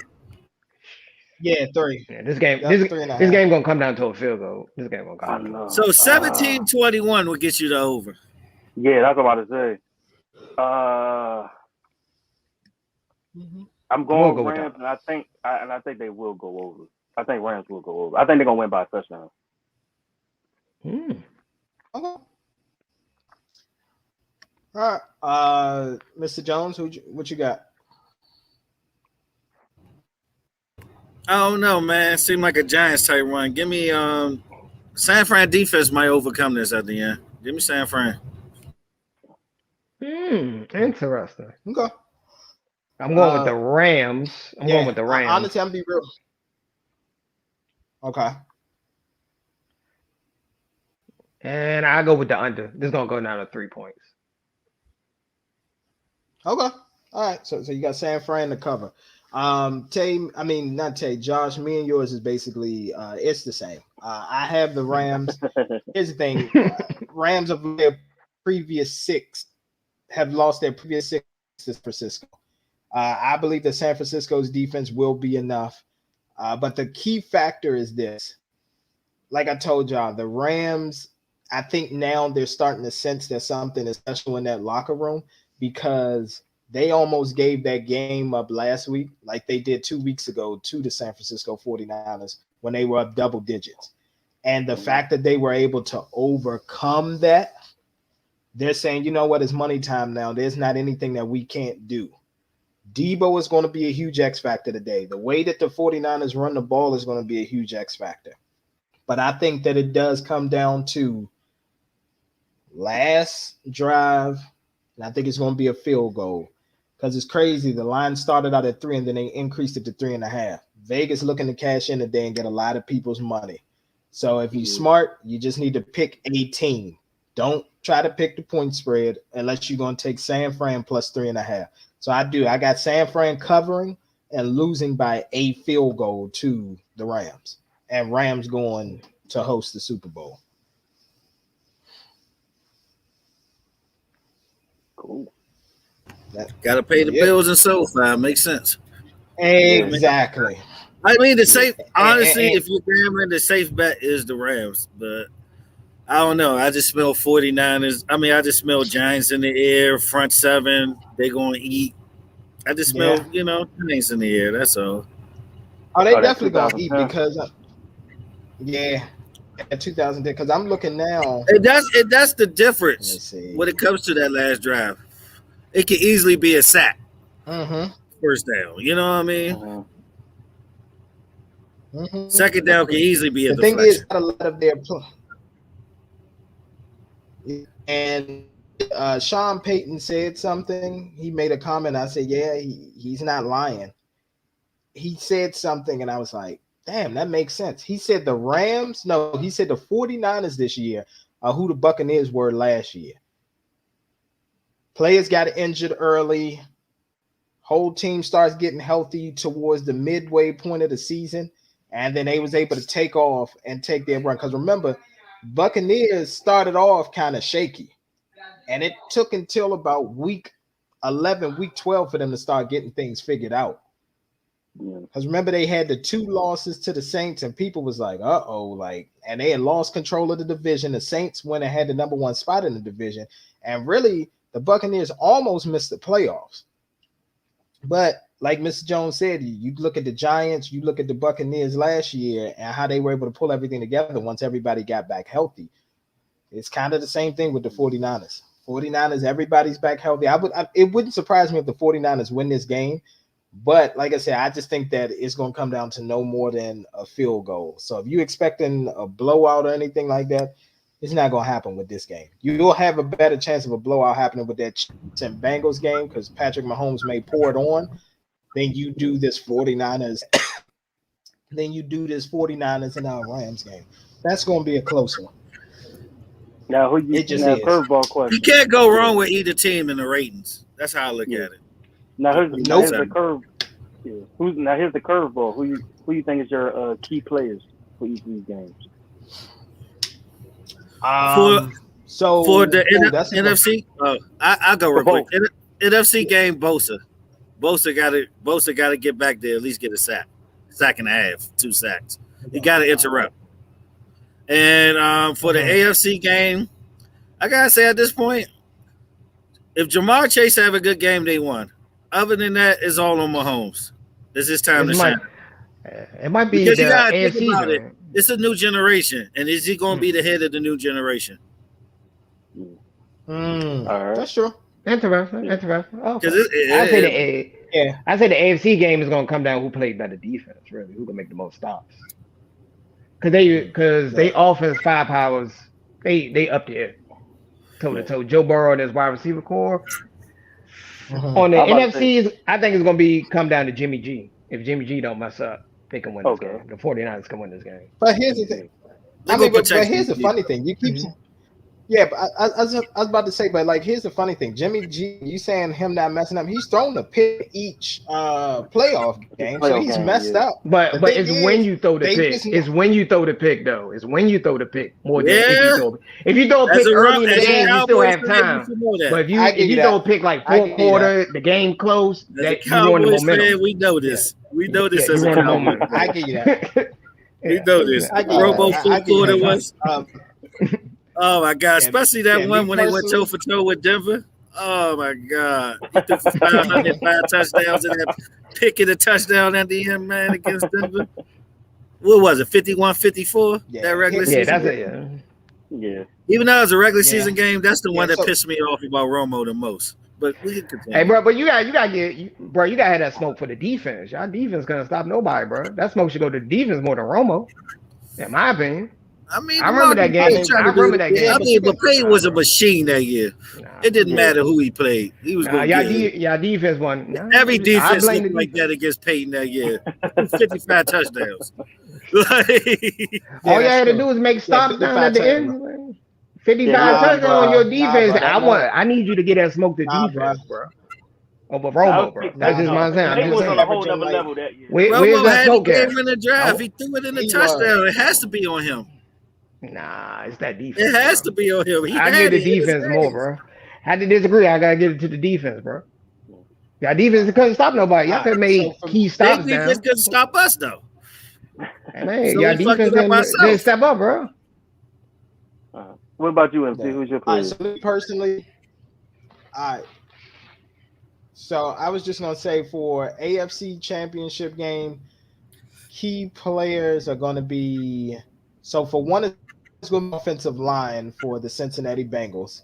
And then on the Chiefs side, it's going to be Tyreek Hill getting open. If Tyreek Hill is able to run his little shallow routes and everything and stretch out that defense and make them beat them, it's going to be a long day for Cincinnati on the defensive side. On the NFC Championship, 2 players, Deebo Samuel for the 49ers, and then on the Rams side, it's going to be Aaron Donald. How uncomfortable. Actually, Yeah. I'll take it one better. It's actually going to be Von Miller. Scratch Aaron. It's going to be Von Miller. Reason why Von Miller was they traded for him, brought him there. The reason why I say Von Miller is because we all know what's going to happen. Time for a classic strip sack. I got you. Exactly. It's going to have to be. You know why? Aaron Donald's going to see double and triple teams. Cal Shanahan ain't dumb. They played him twice a year. They've beaten him the last 6 times. He knows how to play Aaron Donald. The X factor for the defensive side, 100% is going to be Von Miller. Because here's the thing, Goatland, and he gave up a bad one to Mike Evans last week. He know Jimmy G ain't throwing the ball deep down the field. That's not even Jimmy G's MO. Jimmy G is an intermediate thrower at best. So Goatland will be able to, they'll be fine with that. The field is not going to get stretched. Yeah, Will Von Miller get pressure off the edge? He didn't have a Goatland season. It was okay. It wasn't a Goatland type season. Well, you haven't been saying much about him this season. How do you rate Goatland this season? Well, the reason why I still rank him as number 1. The problem is it's actually not his fault. He went and complained to the defensive coordinator early on in the season about how bored he was. So for like this 5 to 7 game stretch, you had Jalen Ramsey out there lining up like he was a fucking outside linebacker and helping with the run game and the short passing game to tight ends and stuff like the screen game. So, and I'm like, okay, and you saw like with a lot of the Rams when teams would come back on them, it's because Jalen Ramsey wasn't on the best guy. That's what happened in the Buccaneers game. What's the name was getting torched by Mike Evans until Goatland was like, all right. He was like, all right, bro, you over here on this side. I'm about to follow him now. Yeah, because he's gonna have to do that today because San Francisco like to run reverses. So yeah, that's what I'm saying. Yeah, he definitely. He gonna have. So here's the thing, Debo. They're gonna have to limit Debo to beating them on just a run game, which I believe that they can. If they can contain Debo in the passing game and just make him beat them on a run game, then they'll beat the 49ers. But if Debo's able to get off in a passing game and a run game, because dude is a bruiser for a wide receiver. He's just one of when he get the ball in his hands, he's gonna run you over, bro. Cornerbacks don't stand a chance taking him down. Yeah, that's true. All right, for me, they play bully AFC, ball, bro. What? Yeah, AFC players for Cincinnati. I gotta put his name back in there again. Joe Mixon. It has to have a hell of a game for them. Oh yeah, I like that for them to win. That's a good pick. Yeah, for Kansas City, even though he's going to be underrated right now. Mikael Hardman is a key for Kansas City this game. If he can get open, they're going to bust this game wide open if he can make some plays.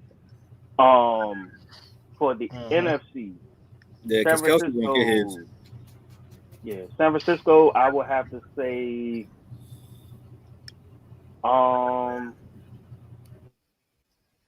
actually I might have to say Mitchell. Mitchell might have to be the key player. If he gets over 100, they more than likely they chances of winning that game is going to be high. So Mitchell, he's the key. And for the Rams, I have to do it. Mitchell, yeah. Sorry. Yeah, Elijah Mitchell. I have to do it. Sorry. I might love my offensive guys too much, but hey, for the Rams, OBJ, he's the key. He got to get open. If he can get open and make some plays like he's been doing since he's been part of the Rams, the Rams are going to the Super Bowl. I kind of do want to see him win too. I ain't gonna lie. Yeah, that's what I'm saying. But he's the key though. He is the key because they're going to double Cooper. They're going to double him. Because he would, if he don't win, he'd be one of the best talents to never win one. Yeah. Yeah, but I'm gonna be honest. No, you're right. He's gonna have that one-on-one. He's gonna have the one-on-one. Because he still got a shot to get a gold jacket. This would be one of the accolades he kind of need to get in there. He still got a shot if he have a couple of more great seasons. And I don't see him beating the Rams after this. And let's be real too. No, not at all. And here's another thing too that I got to call out. I got to call out Sean McVay and some of his play calling last week because OBJ had a favorable matchup and he was killing in the first half. I have no idea why they weren't utilizing him more in the second half. I get that Cooper Kupp got open for 2 deep bombs in that game, but for the most part, Tampa Bay's defense was doing okay with containing Cooper Kupp. Yeah. They were doing okay. Wasn't doing great, but they were doing okay. OBJ had the favorable matchup. Yeah, but you got to remember, one of them came on a 44-yard bomb, and the other one came on like a 60 or 70-yard. Yeah, it was 70. Yeah, it was like 70. So, yeah, so there's your 114 right there. So they kept him somewhat in check until those 2 bombs. But your main thing is, I agree. OBJ, man. You got to get OBJ the ball. Get it to him early. Make sure he's in rhythm because you're going to have to come back to him in the fourth quarter. You're going to have to. Yeah. And that's the thing. Because go ahead. Oh, no, I was about to say, you probably about to say the same thing. I was like, because when that fourth quarter comes, Kupp is going to get doubled. Like, they're going to double him. And the one-on-one is going to be Van Miko Ryan not going to lie. Yep. San Fran is very disciplined. I'm not saying Tampa's not, but San Fran is very disciplined, and they got all their key pieces back on defense early enough where, guess what? Fred Warner is going to get the call to blitz if they say blitz. It ain't going to be a Levante David, what am I supposed to do? He's going to get the call to blitz. The signals and everything, he'll get the call. Yeah. The more he play in the playoffs, the more his money going up.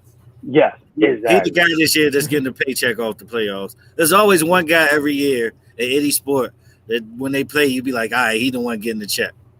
Yep, that's true. Like last year for me, it was like in basketball, for example, DeAndre Ayton, I thought he played to get the check last year. And Phoenix still ain't paying him yet. Phoenix still ain't paying him yet. So, yeah. I mean, they might be back. They have an incredible season so far. Yeah. But I mean, Golden State on fire. And Clay getting his legs back. Golden State is scary.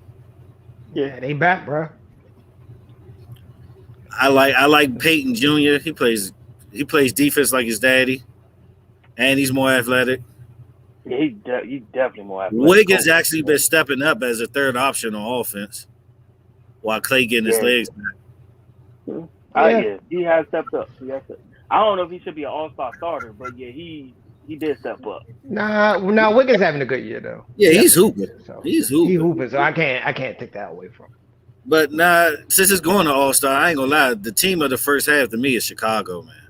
Chicago, they hooping this year. Chicago look good this year. I'm surprised how good they actually look. Huh? How they do in the playoff against tough matchups? That's what we're going. Yeah, that's gonna be the thing. Be true test. I think they'll be decent. I think they'll be decent. I mean, Milwaukee's still the team to beat. All right, I'm gonna be honest with y'all. I talk basketball. We'll get right back to basketball, but it's 2 things that I want to address first. So, just lastly, to wrap it up with football, is it safe to say that the NFC is gonna be some shit the next couple years, and it's literally going to be Rams and 49ers going back and forth? Like, literally, it's going to be the late 80s, early 90s again. Because the NFC North, especially if Aaron Rodgers steps away, who in the hell in the NFC North is going to be competitive? Come on, bruh. Come on. The Vikings. Maybe the Vikings. They all, Maybe the Vikings. It's going to be on Kirk Cousins, though. It's Kirk Cousins. It's gonna be Kirk, my favorite cousin. He gonna win the division, but they ain't gonna do shit. No, they're gonna be first. They're gonna be one and done. They're gonna be one and done. Yeah, they're gonna be one and done. I'm like, because I mean, after the Bears done rushed their coaching hire, I'm like, the Bears fucked. Yeah. And then NFC, and then they hired a defensive coordinator. Like, so now they're gonna be defensive minded again, just dumbasses. So anyway, NFC South, if Brady steps away, and Brady step away, geez, the NFC South is pretty bad. Dumpster fire. That's what I'm saying. It's a dumpster fire. It's pretty bad. It's a shit show. The Panthers are making nice moves. Panthers might never lasted about 2-3 years though. Matt Ryan got retired. They gotta get a quarterback in the future. Draft something on defense. Give him 2 or 3 years. I like Kyle Pitts. He's the future. I like Kyle Pitts. Falcons ain't it, bro. They got built around Kyle Pitts. Nah. Okay, you build around Kyle Pitts, but the problem is you about to lose Calvin Ridley, so you can't make it all Kyle Pitts. You can't make it all him. Yeah, you're right. And then the McCaffrey, it might be the Panthers, bro. Y'all sleeping on the Panthers. It might be the Panthers. They defense is solid. Sam Donald just got not throw picks. They can get Stephon Gilmore. They can get the playoffs. Gilmore's a free agent. Gilmore's a free agent this upcoming offseason. So if he might go back home. If Stephon honestly, you know who I wouldn't. You know who might pick him might up, go back especially home. depending on the outcome of. Where's back home? Oh, Buffalo. No, I'm talking about New England. Stephon Gilmore. Nah, he's not going there. You know where I think he's going to go? Nah. You know he's where I think Carolina he's going to go, to be honest? Come to Dallas. Nah, he's a free agent. Nah, I know where he's going to go. He's going to go to the 49ers. He's going to go to the 49ers. Josh Norman, get your ass up out of here. And Stephon Gilmore, come on in here. Come on. Come on, Stephon. Because here's the thing. That's the one weakness with the 49ers. So they play great as a cohesive defense, but they don't have not one shutdown corner on that roster. And the Rams have Ramsey. You're going to need somebody to mirror him, which would then be Stephon Gilmore. So that'd be crazy. The Rams will have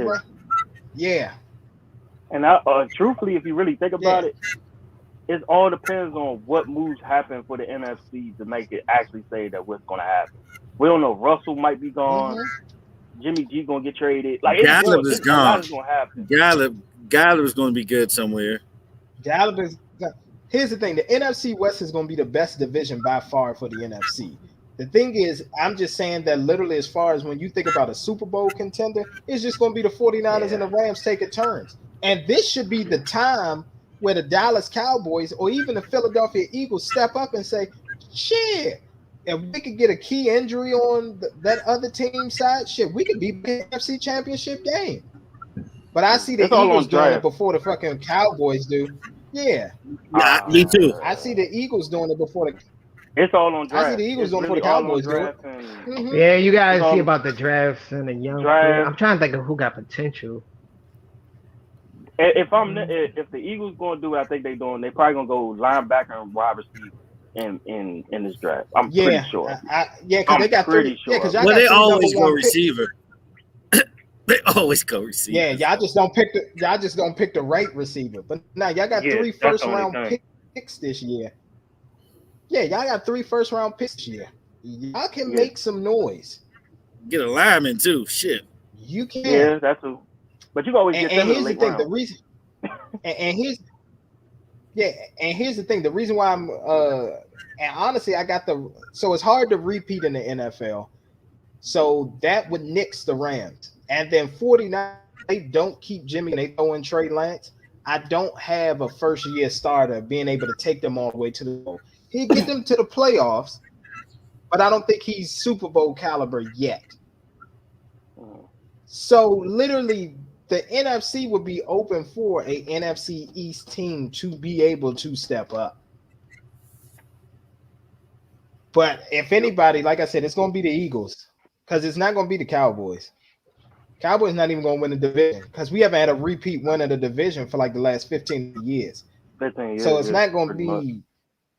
Yeah, honestly, Dallas Cowboys with the money and the people that we about to lose, we'll be lucky to win. I told y'all our window closed this year. Our window's closed. I still say I had one more year, truthfully. Unless Parsons turn to LT next season. He might. Nah, Zeke gonna have to give some of that money back. Mm-hmm. Zeke gonna have to give some of that money back. It's not fair how people be trashing Zeke. I don't think he be having an opportunity to really show he's worth the money. He don't get the carries, the opportunity.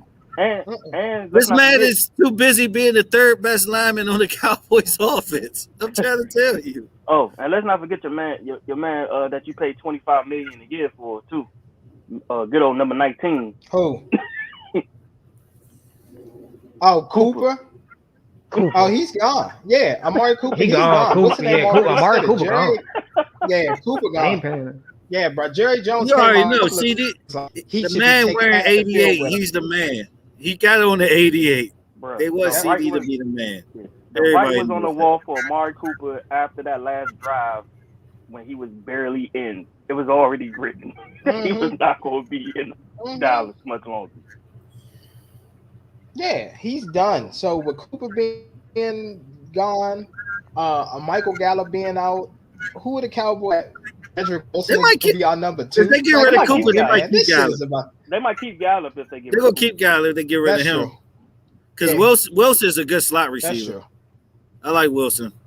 He is. Yeah, but that's it with that. It's the line that's scary. Because Connor Williams gone. You give him for free. Yeah. Yeah. All right. So since we I know we've talking about I like that hat, by the way. Hall of Fame, like that. I like that hat. Segue. Let's talk about. Thank you. Let's talk about somebody who did not make the Hall of Fame. Barry Bonds. Oh man. Mr. Jones, fuck your shit. They staying petty. They staying petty. It's not just him though. Roger Clemens too. Yeah, but hold on. We got shout out. Only one man made it this year. Big Papi David Ortiz. Yeah, but at the same time, he got popped for steroids in 2003. He's part of that too. He's part of it. Yes.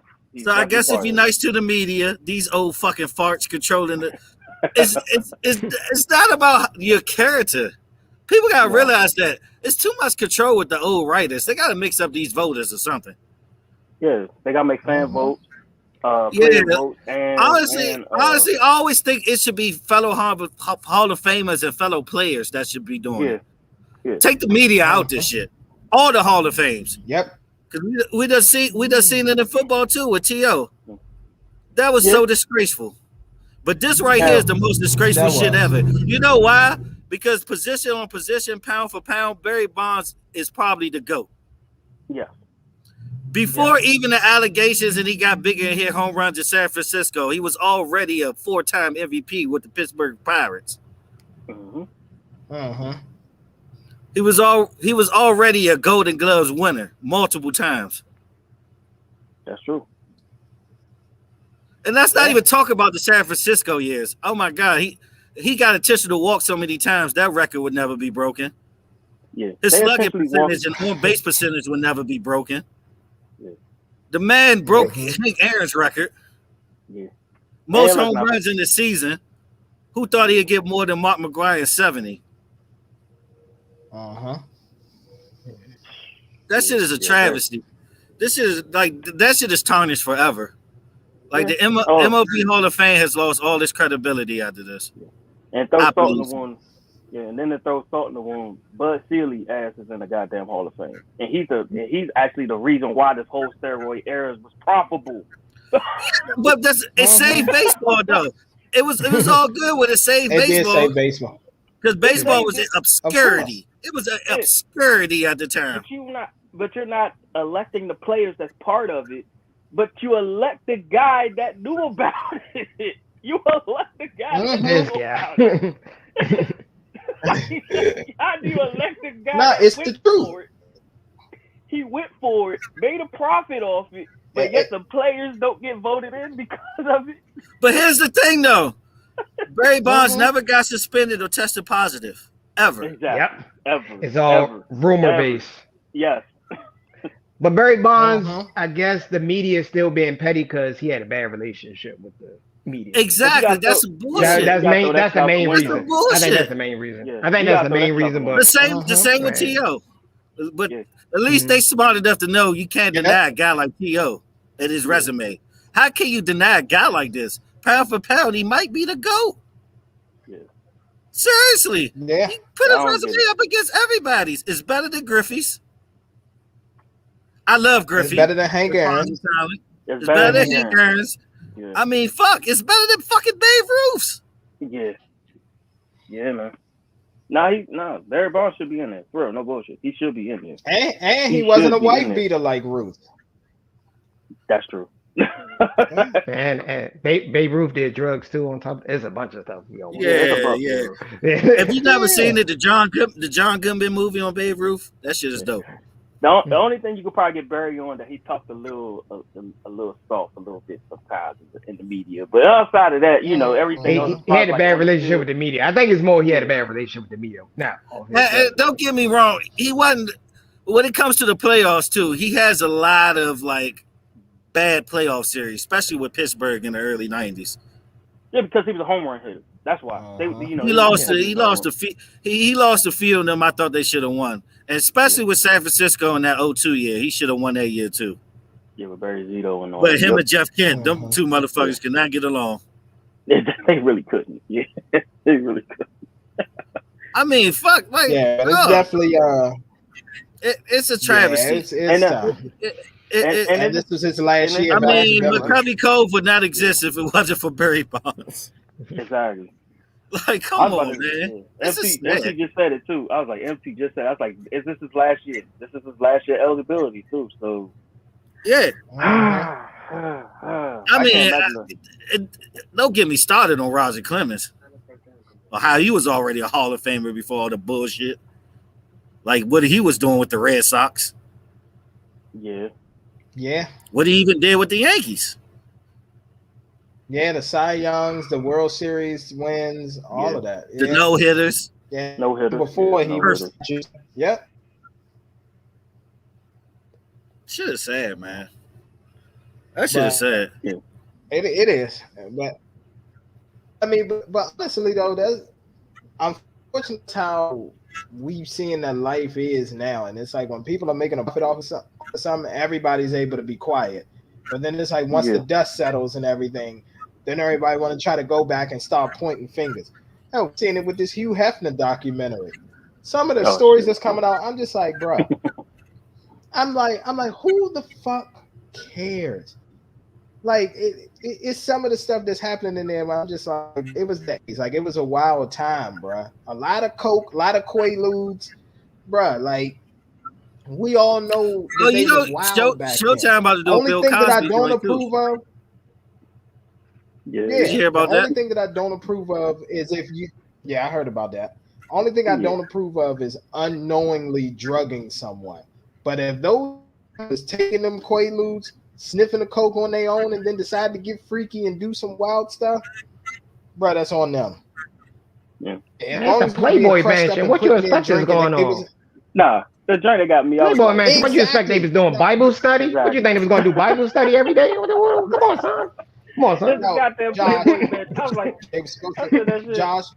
Josh, they were supposed to be out there at the fire pit making s'mores, telling campfire stories, and then going rollerblade the next day. That's all that was supposed to be happening at the Playboy. No, the Playboy Mansion was a book club meeting. They was supposed to review books and express their intellects. Bro. I was like, they don't write that shit down in their journals and shut the hell up. Like, for real, write that shit down. Anything for clout, bro. Anything for clout, bro. But anything for clout. Once the money dries up, all of a sudden. Yeah. They nigga died. They literally waited. Shit, one of the things like. That's even worse, Tay. They waited till he died to talk about it. That's even worse. Exactly. He only got out of all the years, out of all the party and all the women being there, only one case was brought up against him for sexual assault, which he had to settle and take care of that. All the rest of it never had any problems. You know why? Because everybody knew the agenda when you went to the Playboy Mansion. It was your favorite producer that was there or your favorite guy in corporate America that was there. You went there to have some drinks, party with him, this way you could get a role in the movie or you get that job that you wanted in the office. That's all it was. You're saying the casting couch? All about the guano, baby. The Playboy Mansion was the casting couch central? Is that what you're saying? Yeah. Oh, of course it was. Of course it was. Yeah. Of course it was. The parties, I heard the parties are legendary. Legendary, but it was a different time. You can't do that now. Definitely me too. Bro, Dan Bilzerian. You do that now.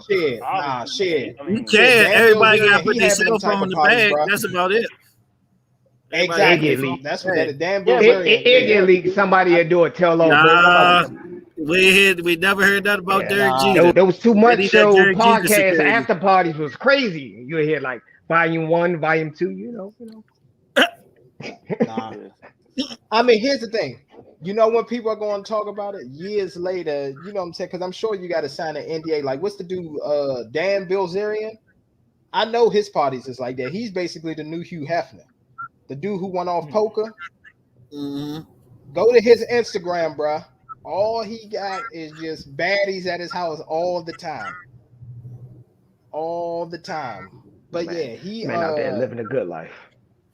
He made a living off that shit, bro. He made a living off that shit, for real. I mean, shout out to him. That shit a hell of a grind, man. I just spoke with a couple of like poker winners and shit that won $1 million. They be sitting there having like 12, 16-hour sessions, bro. Yeah. That's a lot of concentration mentally. But I think the craziest thing that I heard about the Hugh Hefner joint, I was like, bro, I wish I could interview some of these chicks and just make them feel stupid. So one of the girlfriends that was there at the mansion, right? She said in the first week she was having group sex with other women and she felt disgusted and humiliated. But yet she had a 7-year relationship with her. So you had group sex within the first week and y'all was doing it every week since then, according to you. And you stuck around for 7 years, but you felt humiliated. Okay, that's called buyer's regret. I'm about to say buyer's regret. Okay. She went to the Playboy Mansion. She already knew what she signed up for. I don't know why they doing with the shock face. Exactly. Yeah, that's like I wonder did she regret it? Yeah, that's like equivalent of like a OnlyFans girls that later in life find out that the shit was a mistake. I was like, you know it was a mistake when you did it. Right, so but why the hell? Have you seen they got a YouTube series like Porn Ruin My Life? Like these old chicks that retired and they was talking about how it messed up their life currently. Yeah. It's actually going around. I forgot like they can't get regular jobs and stuff like that. About. You know, everybody recognizes it. Yeah.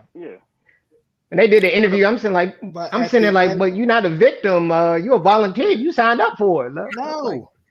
Like, that's what I'm saying. You just supposed to boss up the profession to get out the game. You supposed to Cherokee that motherfucker. That's what you're supposed to do. Yeah, man, or just be. Well, Cherokee was in it for a minute. Yeah, well, Cherokee was in it for a minute. You already know, but she finally bossed up. But she found married, and she married some average dude that got some money. She married the average dude. Bossed her up. She married the average dude. No. Average looking, not average in money. Dude got some money. Dude got some money. But was he in the industry or is he in the entertainment industry? Is he in the entertainment industry or something like that? No. Not necessarily to be an adult entertainment, but entertainment industry. No, not at all. Yeah. Because most of the time, actually, shockingly, a lot of porn stars are actually married. Like a lot of people don't know. I think they got one of the highest. I think that's a profession with the highest marriage rate, one of the highest marriage rate. A lot of people that shocked me when I found because out. a lot of husband and wives like today they do production companies together. They do like independent production companies together. Because I think it was like 90% or something like that. It's a high number, bro. It's a lot of interest like amateurism and stuff. You still got your like high ones like Brazils and like Bang Bus and stuff like that. But a lot of the major companies though, they're not the same as it used to be because a lot of people are independent now. Or a lot of the former stars has started their own companies and then recruit people like that Sophie they used D. to be in. Yeah. Exactly. Yeah, like Sophie D. Her and her husband, they married. They got their OnlyFans. Their joint is popping. It's like they got a bunch of subscribers for their OnlyFans. But just to answer what Josh said, KS also expounded on that. I'm gonna be honest with you. The reason why it's such a high marital rate with like former escorts and porn stuff is because they know how to service men. That's what it is. They know how to service us. So the fact that they know how to service us, take care of home, build up our ego, all that kind of stuff, it's an easier transition. Okay. I figured it was because the lifestyle, because I probably say the lifestyle, they probably married somebody in the industry or somewhat in the industry. They sort of can relate like a regular 9 to 5 I mean, person a lot of that kind of lifestyle. Yeah, I mean, a lot of them do be in the industry. Yeah, a lot of them do be in the industry. But for the ones who are off the grid, who may be like a VP or something somewhere, or a CEO somewhere, or is an entrepreneur millionaire, they go ahead and they'll marry a former escort or a porn star because they know how to service men, and they know how to, because they've done it professionally for so long. You don't got to worry about them being so, how can I put it? Oh, I just want to go hump everything because I got freedom now and I got some money. Like they know, like this, if I blow this, they know that if I blow this opportunity, I ain't getting no more. So I'm going to do exactly what I need to do, and I'm going to shut the F up and do whatever this man asks me to do. Yeah, and I mean, and to go a little deeper too, like society today, like we're very accepting, especially sexually. Like we're very liberated. Oh no, you in the golden era of thought era, bro. This is the golden era of thought era. This is the golden era of thought era. I've been seeing a lot of little thruples lately. You know what I mean? If you actually look at image, remember back in the day they had like the roundaway girl. Pretty much all the girls are city girls. They talked it up. That's pretty much what the image they pushing out now. So the roundaway girl, that's not getting pushed. More accepting than ever. It's true. Yeah, it's definitely more accepting. Oh, it's a lot easier. But just to add, Josh, your other point too is correct. A lot of them, so once a certain porn stars that reach a certain level, they only work with like 1 or 2 male actors.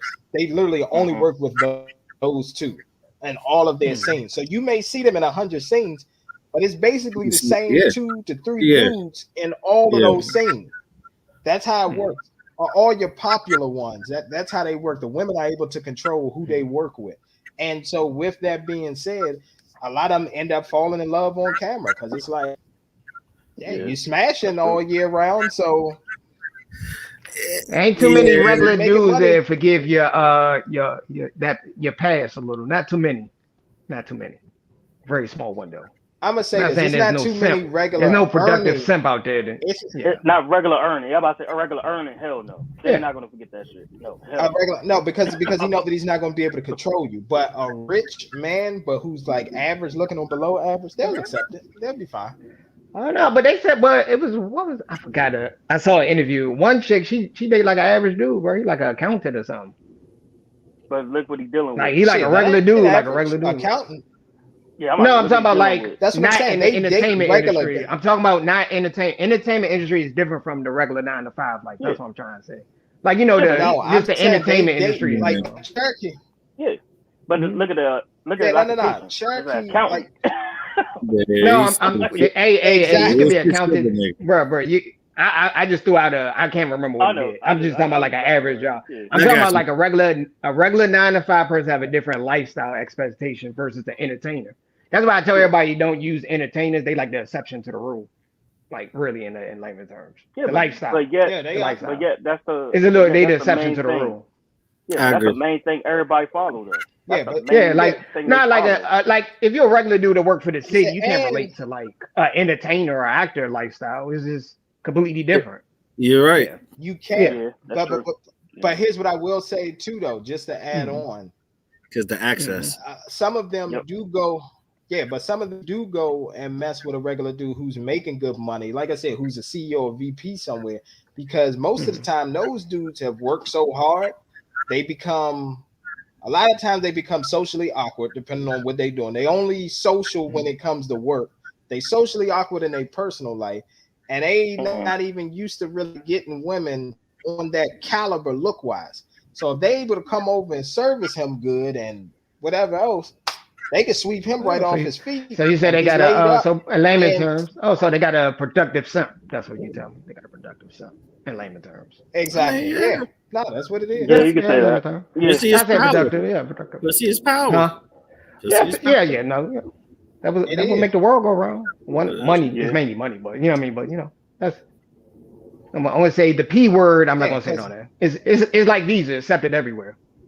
Like, of course. It's like Visa accepted everywhere. Yeah, so if you putting it on him good enough, yeah, he going, hey, you know what? That's fine. I'm making $250,000 or $300,000 a year. That's good enough for them. I don't think I can do it. I don't think I can do that on the door industry. I don't think I can do that. My pride me personally, I don't think if I'm in the industry, that'd be different. It'd be different. I was like a manager or something. Because I'm like, I couldn't do it personally. I could be behind the camera.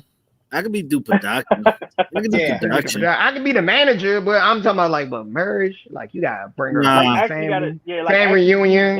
You know, everybody got that working. Everybody got that freaky uncle. Everybody got that freaky uncle who probably know her. It's like, oh yeah, I remember you. Everybody got that freaky uncle. Like I said, and like I said, those guys who end up marrying them, those are the ones. They got their startup company. You know what I'm saying? They got maybe 20, 30 employees underneath them. They making that type of money, or they got other entrepreneurial investment. It's not the guy who's going to be like the VP of Stanley Morgan or something like that, because he can't do that. You can't bring Stormy Daniels. You can't bring Stormy Daniels to the office holiday party, talking about, hey, this is my wife. That's not going to work. It's just not. She might be a side joint in a rotation. Yeah. Of course. Yeah, but you don't bring her to the company event. Be smashing her. Yeah. Nah, when you get married, you gotta have something called a corporate wife. It's called a corporate wife. You never heard of that, Sam? I heard this. You have a wife. It's a certain image you got to present. Yeah. I seen it. But exactly. Yeah, you can't.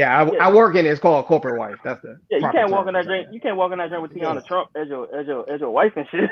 I wouldn't advise if you want a promotion and want to move up. I wouldn't advise you to do it. You can do it on your leisure time, Yeah, but I wouldn't. Company events you can't come to. Yeah, you can't walk in that. Yeah, you can't walk in that drink with I'm trying to think of something. You can't walk in that gym with Roxy Reynolds and say that's your wife when they got the Christmas party. They go, you gonna be talking every social event. They gonna talk to you all the time. Man, your man brought her. Okay. Yeah, man. Yeah. I mean, here's the thing. They gonna give you praise for her being smoking hot. But if they find out that she's the wife, they're gonna be like, nah. He probably if he make poor decisions in that, he'd definitely make poor decisions in that company. Yeah, that's how they look at it. Exactly. Exactly. Yeah. Now you can't be no partner with one of them on y'all. You cannot, because they. Nah, you really can't. Nope. Yeah, that's true though. That's true. It's a corporate setting everywhere. It's a corporate setting everywhere. So. Exactly. Yeah. Now they're gonna look at you and be like, nah, bro. Yep.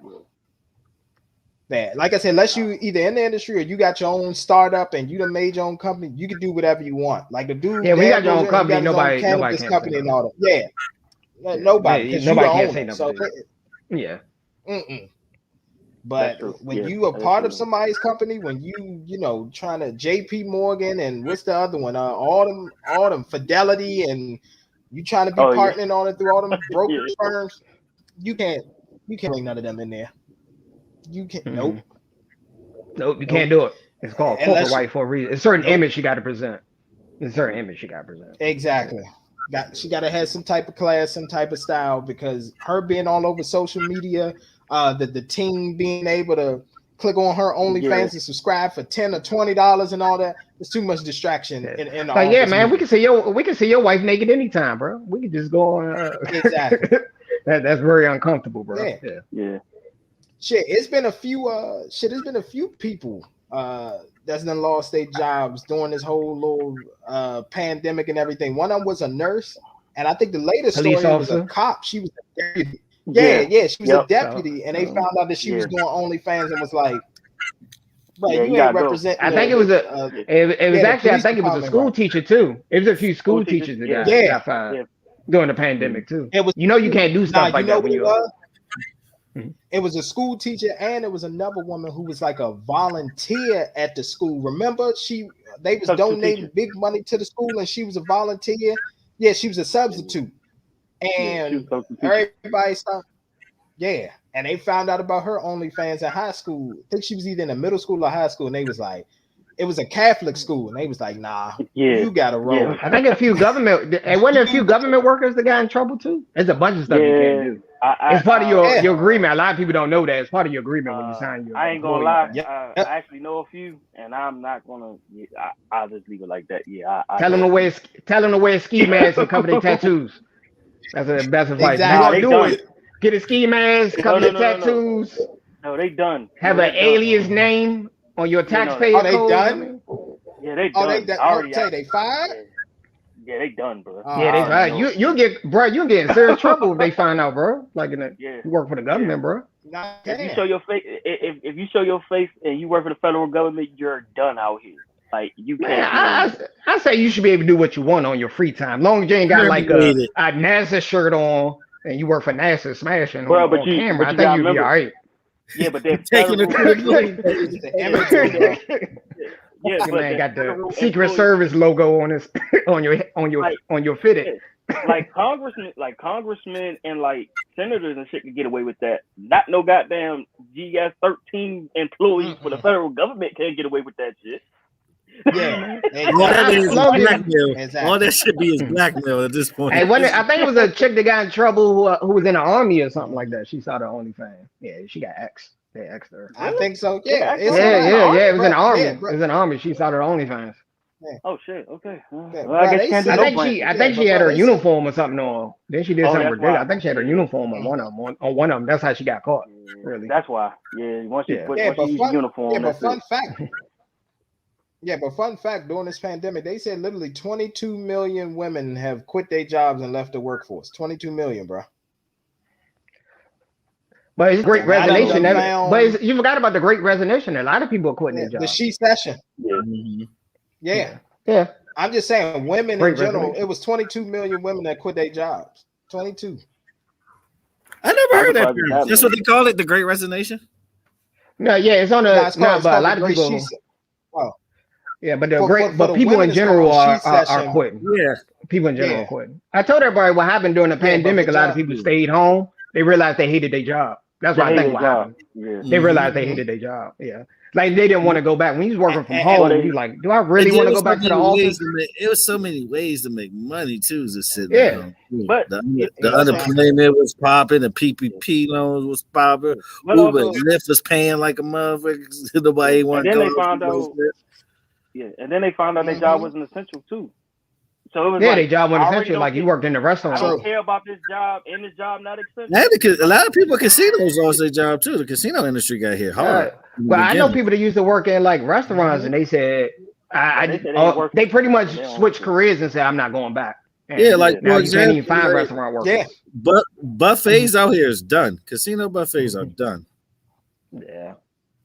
I mean, it's kind of what industry you in. It depends on industry. Anyway. But they don't make money for casinos though. That's just like for people to gamble, because most people that's like gambling like a mother, you got a card and it's like free anyway. So all that money they making off you, bro. Of course, man. You a big whale. They're gonna make sure you comfortable losing your money. Oh, of course. Yeah. Even if you're not the biggest fish, though, if you're not the biggest fish, they still kind of take care of you though.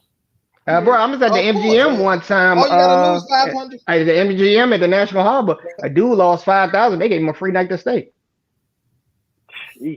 Of course they did. He lost 5 racks playing roulette. That was my first time playing roulette. That was my first time playing roulette. He lost all that money. I almost cried. That wasn't even my money. He already paid for it. He already paid for that room. He paid for that room. He paid for that meal and then some. I knew something was up. They was giving them free drinks. I was like, they give you free drinks. I was like, okay. Hey, what's the biggest L you ever taken at the casino? What's the biggest L? Nah, they gave him a complimentary room. They was giving them free stuff. Oh yeah, come here, just stay. They were trying to get them to stay. I know they were trying to. My biggest. I have a heart attack. 600. I lost 600. I'm about to say like 5. I lost 600 at the casino. Damn. Damn, I never play, bro. I don't play that much money when I go to the casino, bro. That's why I never lose. I can't lose over 2. I'm not a gambling person though. I'm not a gambling person. I ain't gonna. I am, and here's often. I don't be losing, but I'll be losing. Problem. I've been killing. I get impatient. That's my biggest issue. So like if I'm playing blackjack, I'll win a couple hands and then I'll start upping my bets. So instead of me putting 25 down, I'll be like, all right, I'm gonna do 100. because you just let it ride, though. You know what I'm saying? I get it. You let it ride. Exactly. That's how. But I lost like 600. I lost it at the roulette table too. I lost 600 at the roulette table. That's the most I've ever lost. Yeah. I'm about to say, I saw a dude lost 5,000. I almost had a heart attack. What's the max I lost? Lord, Elizabeth. You need to walk away, my friend. Yeah, the most I think I've lost that I think about is 300. Now I think about I've rethought it. It's 300 I lost. Y'all all beat me. I think the most I lost in the casino was like $100. I feel it. That's still. I'm not a better like that. But Josh, 100 is lose. 100 is tough. Yeah, but I came in with an expectation, a budget to lose. I'm like, if I lose 100, that's the max I'm going. I just walk away. But that's some people don't have that control. Some people don't have control like that. Some people keep that was going. the thing. I got hot. It gets you sometimes because you be like so close to that bonus and you see it, be like, let me put that to get that thing. Exactly. Especially when it works out. That's when it gets the worst. When you actually do hit something. Yeah, I lost money betting. Like, Super Bowls and games. If you count that, I lost in that.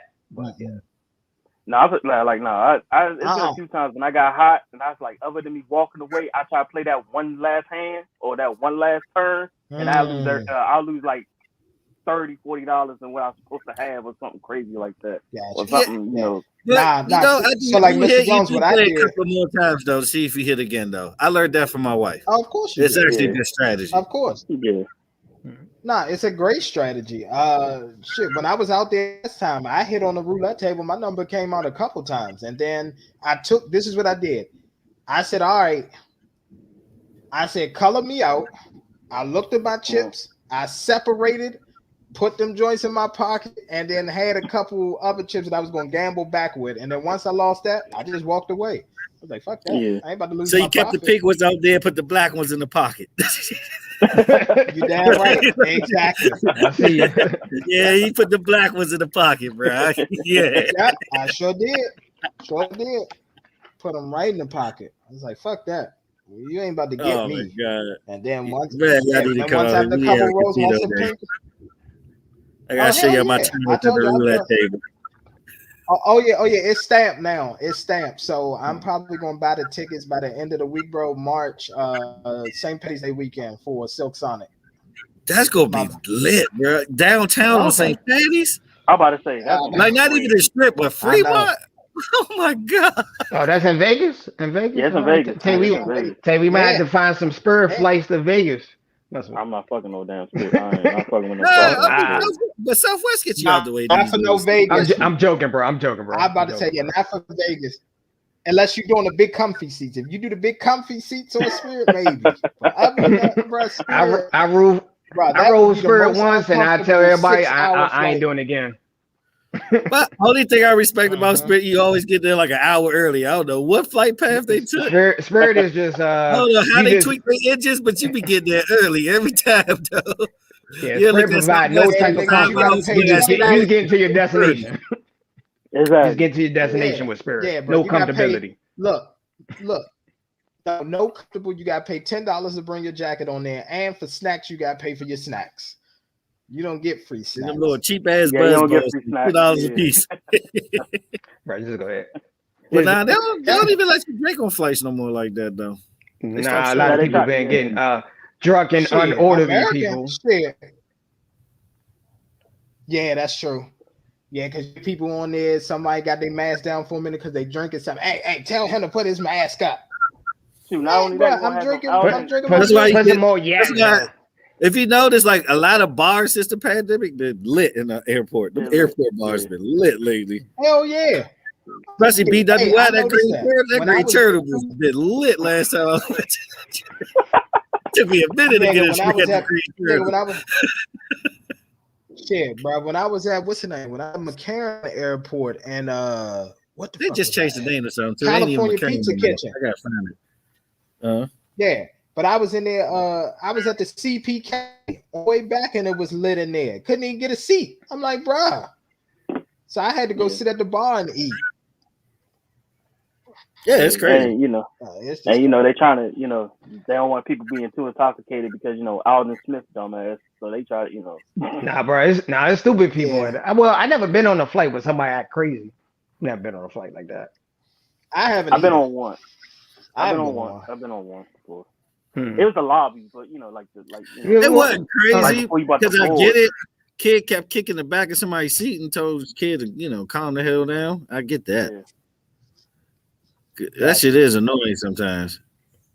Nah, MT, what you fly first class every time? I mean, he get the blankets and the champagne. He at least got the economy. You at least got the economy. You're at least economy. I get the exit. I get the exit row for the extra leg room. I'm cheap. Don't judge me, guy. Don't judge me. I told you at least economy. Nah, that ain't cheap. I get exit rows. I always get the exit rows. Yeah. No, you gotta pay for that extra leg room. I at least economy. I do. I at least get that. I always get that. I haven't flown first class. I'm gonna do it one of these days. One of these days. I'm gonna do it for an international trip. I hit first class. For just domestic is not that great, but international first class is off the hook. Mm-hmm.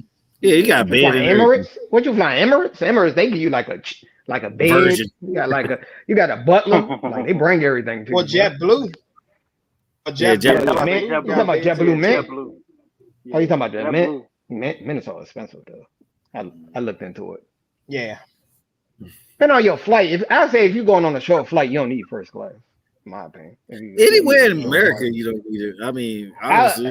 But if you're going from East Coast to West Coast, like you're going to Cali, that's like a 5-hour flight, depending on if you got any layover. What's in Vegas is 5 hours. I'm about to say Cali's probably 5.5, 6. Cali like 5.5. Mm-hmm. Yeah, because I think we're going to Cali in July. We're going to get a layover. It's not a lot of short flights to Cali at all. I don't do layovers. From Dallas is United. I think United, because when I flew to LA last time, from Dulles, it's a straight flight. You go anywhere else, you have a United layover. Or American. I need to start flying Dulles. I've always been stuck with BWI. That's been my whole life. Always at BWI. Yeah, but no, I'm not doing no layover. Dulles normally have the most non-layover. That's why I always go to Dulles when I do international. Philly International Airport, they the ones for me. They normally had the most non-layover. They got straight flights, so that's what I do. I hate that little ass airport. What, Philly? Philly ain't that shit ain't that big.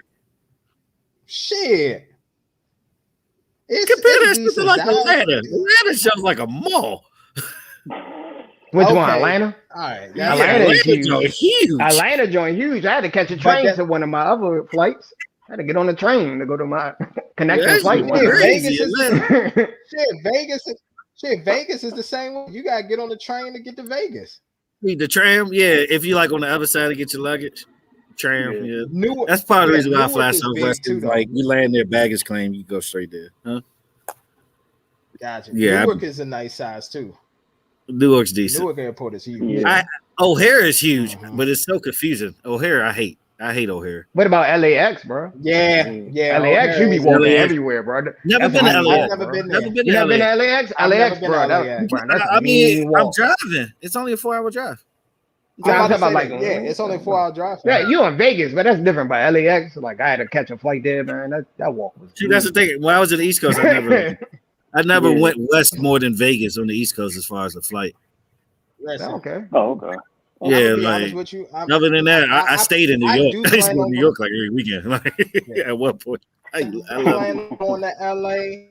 I want cheap ass kind of bus and all of that. Settle. I want to make sure that this Super Bowl and all that, everything goes through there and all that money coming to the city, bro. Because they said it's wolves down there now, bro. Like it's always wolves in LA, but they said the wolves is definitely out, bro. They said it's like the purge. You gotta be careful in LA, bro. They say you gotta move differently out there, bro. You can't be LA now. They robbing people in tourist areas though. They said it was a girl that she works for TMZ that I'm friends with on Facebook. She said it. She was like, I'm gonna let all the young ladies know, stop trying to come out here and stunt going down Melrose with your Birkin bag. She was like, this ain't like, you know what I'm saying, when you in a rich part of another city, you safe. They all Melrose. Yeah. People rob you out there for that shit. Yep. Yeah. LA is like Mad Max out there right now. I never was the biggest fan of LA. I'm not gonna lie to you. LA? Nah, it's LA. dirty. Well, it's like dirty. Nah, LA's my first time going to LA. I thought it was gonna be nice. Then I looked at it, I was like, bro, this is like it's just a dirty city. Not talking bad about LA. Not talking bad about LA. And the homeless population is pretty. It's crazy out there, bro. I'm about to say, crazy out there. Homeless. You ever say you ever been to the Staples Center? It's crazy out there. West Hollywood is crazy out there. Yeah. Okay. Well, so it sounds like I need to go to Malibu then. Sounds like I need to go to Malibu. You gotta go further. You gotta go further out. If you want to be nice, you gotta go like Orange County. If you go to LA, you gotta go further out. Huntington Beach. Huntington Beach area. Yeah, you gotta go further out. If you want the nice part. San Diego is magnificent. San Diego is near and dear to my heart. I love San Diego. We're going to San Diego in July. Yeah, we're going in July. I'm actually going on a flight this week. I'm trying. When you going to San Diego? I might meet you there. We're going to Comic-Con in July, the 20th to 24th. Yeah, I might meet you there. I might meet you there. Comic-Con, man. I got the little. I can get there. We got a long flight, bro. We got layover in like Dallas. 5-hour drive. I make that drive. Plenty of times. I like to drive to San Diego. All right, man. You never like LA though, but LA was. I never like LA. Only been. Not too many times. I got family out there. They said just be careful wearing fitted hats. They said you be all right. LA. Yeah. You don't wear none. They said don't wear no fitted hats. That's what they. No, I don't wear hats out there. I was like, what? I was like, yeah. Particularly baseball. I think they said baseball fitted hats. Don't wear no baseball fitted. Yeah, baseball fitted. Yeah, they said can't wear baseball fitted. Yeah. Like if you wear an Astros joint is considered one. Oh hell no! Astros is considered. I think that's Astros, Pirates, Phillies. Astro. I believe my I got family. They said don't wear Astros fitted. That's like Hoover. Like each one got a certain gang affiliated with. Exactly. Like gang affiliated. They said just don't wear it, just in case. Yeah. So they ask you where you from, cuz he said they might ask you where you from. Yeah. So they ask you where you from. Yeah. Maybe when they hear your accent, they be like, "Yeah, this nigga not from here." You start talking. You're like, huh? Yeah, they just gonna rob you. They still gonna rob you. They might still rob you. Probably still gonna rob you, but nah. As soon as they ask you where you from, you better square off or blast off. At this point, ain't nothing else you can do. Yeah, they say LA is pretty bad, bro. LA is pretty bad now, though. Yeah, it is. They say it's bad out there in the streets. But I have to go to the Bay. I want to go to the Bay though. I haven't been to San Fran yet. I want to see what the Bay is like. I do want to go to the Bay. And Palm Springs. The Palm Springs be hot as fuck in the summer. Yeah. That's everything. You got anything else? I think that's it, man. I think we're good, huh? But I mean, Power was lit. Yeah, man. Power. Yeah, Power. Damn you, MT. Power was definitely damn good. you. And I told y'all. I told y'all. Effie wasn't gonna play no games with her. I told you that. She knew Brady had a heart. No. She knew it. Yeah, man. I told y'all. And then she went, laid down in bed next to him. She's just like, yeah, I did something for somebody that I love. You think he'll murk his brother? I love this nigga. You think he'll kill his brother? Yeah, he might have to catch one, bro. I think he's gonna kill Brady. Now Trace gonna die. Yeah. Think Brady gonna do it? Thing, Tariq, think they gonna do it? Nah, Tariq gonna. Honestly, here's what I got. They might do it. Yeah. Honestly, I got Effie.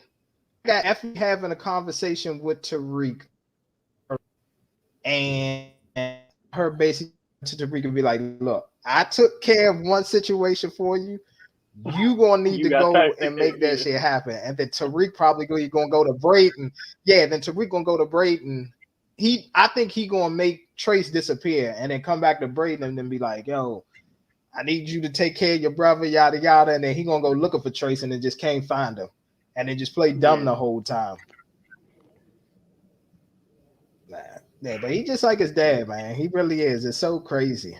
But yeah, I told y'all. Effie not letting Lauren walk away, bro. That's her, man. She gonna fight for Reap. And guess what? And we not gonna have no situation.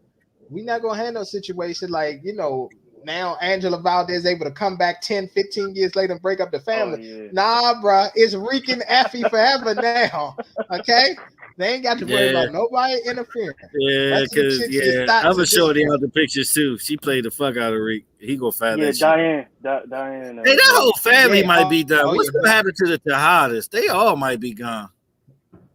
I'm gonna be honest with you. By the third season, the only person Tariq probably because Drew got shot. It's gonna be Brandon, Tariq, and hold on. That's gonna be the only three. What's the name? Nah, what's the name gonna survive too? Drew is gonna survive because Yeah, he the only one that got a shot. Lifestyle individuals. Yeah. They're gonna make sure they keep them. But Diana is done. Effie gonna take out Diana. Kane. Bruh, Effie just about to go on free, bruh. And then Kane, it's looking like him and Tariq gonna work together for a minute. And then Tariq gonna have to turn that gun on Kane and put him down. Because here's the thing: wolves don't make good house pets, fellas. Yeah, that's true. Wolves don't make good house pets. So let's go happen to Poppy. Your Poppy was snapping last episode. Nigga fucked that house in 5 seconds. Nigga broke the mirror. Next thing you know, they opened the door like 2 seconds later. The whole fucking room destroyed. Like, how you do that shit that quick? Yeah. No. The room was already destroyed, but then the phone call is what made him break the mirror. The room was already destroyed. He already destroyed it. Yeah, it was. You gotta go back and watch it. It was spazzing for like 18 hours straight. And that Mecca old rat ass nigga a whole. Hey, my man replayed this for the lawyer fee though. Played him. He probably only kid got robbed. Nope, that man said, "Man, I need $2 million on account." It's like what? I need that $2 million right now. Nah, that was good. That was a ghost move. That was a ghost move, but I did like the connection of Lobos and all that with Ghost. Yeah. I did like that. Yeah. I did too. Found out he was the one that snitched. Hey, brother. He was the one that snitched on him. Yeah. Hey, look, I know we gotta go, but I was just gonna say, bro, the internet, bro, they ruthless, bro. Somebody played the old clip, and it's hard to see. I'm gonna try to go back and find the episode. When Ghost went to jail, they was like, "There's Lorenzo right there," and it did look like Lorenzo. I'm like, bro, why do y'all be going back and finding this stuff, bro? Like, who has the time, bro? That's Lorenzo right there. Too much time on their hand. Yo, once people invest in shows, they go back, bro. Yeah, when they invested like that, they go back to this shit. Yeah, and they was like, Ghost said that he had a Spanish brother. That's that's probably Lorenzo, and all. I was just like, bruh, this is too much. Y'all done went back. Yeah, I got Lorenzo dying. I got him surviving to next season. I got him surviving. Mecca, Mecca is the one who gonna die. They gonna kill him on that boat. They gonna kill him on the boat. Oh yeah, you can see the setup happening already. Yeah, you already see. Yeah, Lorenzo and all them will be right on the boat. Yep. Freaking Effie gonna be. So the thing is, you can't. I know Effie out there. Tariq, you won't do it. I'm gonna do it. Like she knocked Lauren out, took the bag of cash from her through the bitch. She has. Ooh. I'm glad he chose Effie though. I told y'all Effie my favorite one out of all of them. I'm glad he chose her. That's my boo. That big head, that big head motherfucker Diana. I don't even care about her. Oh, she snaked him. She snaked him. Hit the fake cry there. Yeah. Can you give me a water?